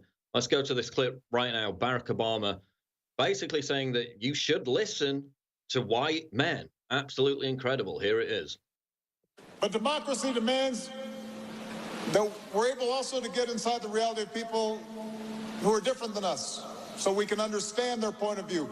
Maybe we can change their minds, but maybe they'll change ours. And you can't do this if you just out of hand disregard what your opponents have to say from the start. And you can't do it if you insist that those who aren't like you, because they're white or because they're male, that somehow there's no way they can understand what I'm feeling, that somehow they lack standing to speak on certain matters. Madiba, he lived this complexity. In prison, he studied Afrikaans so that he could better understand the people who were jailing him. And when he got out of prison, he extended a hand to those who had jailed him, because he knew that they had to be a part of the democratic South Africa that he wanted to build. So there you have it. Barack Obama basically telling Democrats that if they continue with this feverish obsession with identity politics, they're going to lose further support. We already know they've lost 9%, I think it was 9% of millennial support since 2016. In fact, there's an article out of Reason here. New poll shows millennials are defecting from the Democratic Party. So again, they are distancing themselves from this party because of their obsession with identity politics, because it's divisive, because it's hateful, as we've seen over the course of the past 18 months. Now we have a headline out of Rasmussen, which ties into this. 73% of Democrats want a fresh face as 2020 nominee. Hillary Clinton, Bernie Sanders, and Joe Biden are amongst those touted as serious Democratic presidential contenders in 2020. But 3 out of 4 Democrats think their party needs to turn to someone new. New Rasmussen reports national telephone survey says that 73% of likely Democratic voters believe their party should look for a fresh face to run for president in 2020. So they're sick of what they were getting so far. Basically, they've also lost 9% of millennial support since 2016. And now even Barack Obama is warning them that if they continue down that same road, it's probably going to be disaster once again. Will they listen? No. They won't listen. They're still obsessed with dividing people by race, by religion, and they're going to continue on that course, and it's going to cause them a lot of problems electorally. So don't interrupt the enemy when they're making a mistake is basically the message here. But Barack Obama is trying to do an intervention, trying to perform an intervention on that. Basically, they're not going to listen. They haven't listened so far. It remains doubtful as to whether they will in the immediate future. This is up on InfoWars Europe. World Cup multi-culti France burns. Dignified Croatians celebrate loss. So, of course, France beat Croatia in the World Cup final. People are basically obsessed with the fact that the French team was majority black. In fact, let me find this tweet. Basically, someone made the argument that because about 50% of the French team were Muslims. I think it was something like 18 out of the 23 total squad were black. They make this observation about identity politics, about the fact that this was a win for diversity. Well, I'm still recovering from watching the World Cup from the shocking lack of diversity in the Egyptian, Moroccan, and Senegalian teams. Absolutely shocking lack of diversity. The Senegal team from Africa, obviously, had no white people in it. When are we going to address that shocking lack of diversity, for example, in the Japanese team? No black people in the Japanese team. But no, if you're talking about France, then they want to talk about it. That's interesting, isn't it? So there's this ridiculous tweet. There you see it up on screen. Dear France, congratulations on winning the World Cup. By the way, this tweet got 514,000 likes. This is the level of idiocy that dominates Twitter. Goes on to say 80% of your team is African. Cut out the racism and xenophobia. 50% of your team are Muslims. Cut out the Islamophobia. Africans and Muslims delivered you a second World Cup. Now deliver them justice. Well, first of all, the vast majority of that French team were born in France. They have to be born in France to play for the French national team. Secondly, that tweet collectively thanks Muslims for winning France the World Cup. Okay, so if you want to set up the rhetorical argument that Muslims are collectively to thank for France winning the World Cup, do you want to also agree, by that same logic, that Muslims are collectively to blame for other acts committed by Muslims in France? Because over the past few years, there's been quite a few acts committed by Muslims in France that aren't very positive, to say the least. You want to talk about Charlie Hebdo. You want to talk about the Paris massacre. You want to talk about the Bataclan massacre. You want to talk about the killing of numerous police officers in France over the past few years by Muslim terrorists. So again, the left plays this game when it's good for them, when it's convenient for their logic to collectivize in the positive sense. Oh, they're all for it, whether it's race or religion. But as soon as you start to talk about it in a negative context, you're racist, you're an Islamophobe. But again, 500,000 likes on this dumb tweet. There was another one. It's Mehdi Hassan. It's in the same article. He says, it was a victory for France, well-deserved. Oh, and Le Pen and all the other racist French nationalists, you can shut your mouths and hang your heads in shame. Amazing team, amazing diversity, amazing talent. Again, why does France have to be lectured and put on the rack for its so-called diversity and then praised for its diversity? No criticism for the shocking lack of diversity in the Egyptian team, in the Moroccan team, in the Senegal team, in the Nigerian team. Why is it only imposed on Western countries? That's interesting, that, isn't it? But again, aside from that, the vast majority of them were born in France. Why are you bringing up race? Why are you calling them African when they were born in France? They lecture other people about being obsessed with race and ethnicity. The first opportunity that they get to obsess about race and ethnicity, they do it. They're French. Who cares what color they are? You know, as long as they embrace ideals that we should, you know, encourage for the greater society that benefit everybody, who cares? No, they always want to make it about that. And they want to collectively thank Muslims for winning France the World Cup. All right, try having a poll in France. Now, it might be close. I mean, that country's basically on the rack now. It's been going the wrong way for many years. You want to have a poll in France. Should we keep the World Cup, or should we bring back all those people slaughtered in the Paris massacre? Let's have a poll. Then we'll see who's collectively to thank or who's collectively to blame. Of course, nobody's collectively to blame because collectivism is racism.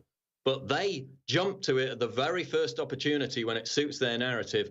Oh, but we're Islamophobic, you know, on the flip side of it. You can't play that game without losing. You can't say that Muslims are collectively to thank for France winning the World Cup because there are some Muslims in the French team, and then say when people say there's a problem with Islam in terms of violent extremism, no, how dare you collectively blame all Muslims, even though we're not collectively blaming all Muslims. They try to play it both ways. But again, people are so dumb. 500,000 likes.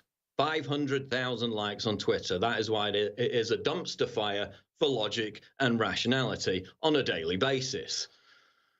Swedish broadcaster deletes piece on Muslim anti-Semitism after threats. The now deleted article maintained that the main threat against Swedish Jews was not right-wing radicals, but Islamic anti-Semitism. So basically, Sweden's national broadcaster SVT published an opinion piece penned by a person attached to the Stockholm Jewish Assembly. They put it up saying that right-wing extremism, while it should be deplored, while it should be monitored, is not as big a threat as anti-Semitic Muslim extremism. The article was deleted because the author got death threats to himself and his family. Kind of proving his point, right? It's this argument, oh, free speech has consequences. You should pay the consequences, like the Charlie Hebdo cartoonist who was slaughtered had to pay the consequences. So this cucked news organization, National Broadcaster, just deleted the article altogether and caved in. Like intellectual cowards, they're in Sweden, what do you expect? The latest YouGov survey, this is in Europe, finds that majorities in all 7 nations are opposed to taking in more migrants. Absolutely massive poll. You can read that on westmonster.com. But coming up is War Room with Owen Schroyer. This has been the 4th hour of the Alex Jones Show. Please support us by getting the products at InfoWarsStore.com. And breaking news is at InfoWars.com. War Room is coming right up. Don't go away. You know, someone very profoundly once said many years ago that if fascism ever comes to America, it'll come in the name of liberalism.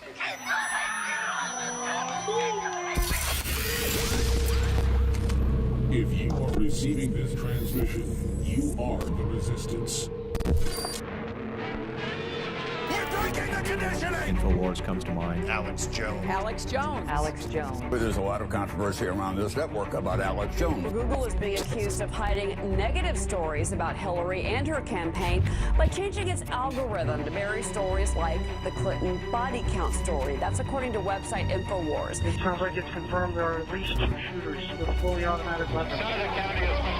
Dr. Martin Luther King has been shot to death in Memphis, Tennessee. JFK was shot from the back and the front. It was almost as if it were a planned implosion. It just pancaked. They took the babies out of incubators and left the children to die on the front floor.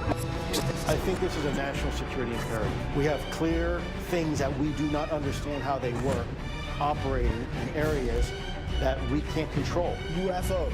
Is this global governance at last? Is it one world, the central bankers in charge? Israel claims the attack was accidental, but some former U.S. naval officers say it was on purpose. They describe the day's action as part of a continuing cover-up. Russian intelligence compiled a dossier on Mr. Trump during visits to Moscow. Russian scum! Denied everything. He called it all fake news. And he accused CNN of being fake news. This is a national emergency.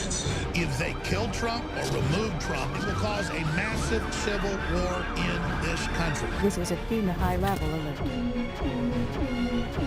are at war with Russia. Are you aware that Mr. Stone also stated publicly that he was in direct communication with Julian Assange and WikiLeaks? The White House and the president are citing InfoWars. If they could shut us down, you're next. If you are receiving this transmission, you are the resistance. It's Alex Jones.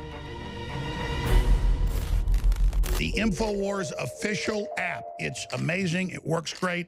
It's got so many incredible features. You can download it free on Android and Apple at Infowars.com/app, or there's a big banner up on Infowars.com. But why this is important is the globalists are demonizing InfoWars. We are the cutting edge, the tip of the spear, the dreaded organization that they hate so much. And they are so scared of people power. They are so scared of you, not just downloading the app, but sharing it with your neighbors, your friends, folks at church, sending out a link to your email list or Facebook or Twitter and saying, hey, download the new free InfoWars app and get live video, archive video, the podcast, all the new podcast shows we're going to start launching here in the next few months. The new broadcast, all of it, plus the latest news alerts, feeds. You can click a button and then get push notifications to know when things are happening or when I go live routinely from my house or I come back into the office or when I'm on the road. It's the InfoWars official app. It's at Infowars.com/app, or there's a big banner right on the right-hand side of the page on Infowars.com, Newswars.com, and PrisonPlanet.com. There's a lot of features like listen in the background to have the show on during any activity. A list of the latest shows, live notifications when we're going live. Support the show, spread the news, both in and outside of the app. See current super sales and browse the InfoWars store and get specials that we alert you to there via the app as well, that are the biggest specials we do. Compatible on iPhone and Android devices, Infowars.com/app. Watch the Alex Jones Show, War Room, The Real News. Read articles as they're published on the site in a portable feed. Get notifications anytime a feature story is published. Favorite and save articles to read later when you have time. Go back through your article history to reread favorites or pick back up where you left off. There is so much more. Just check it out for yourself right now at Infowars.com/app.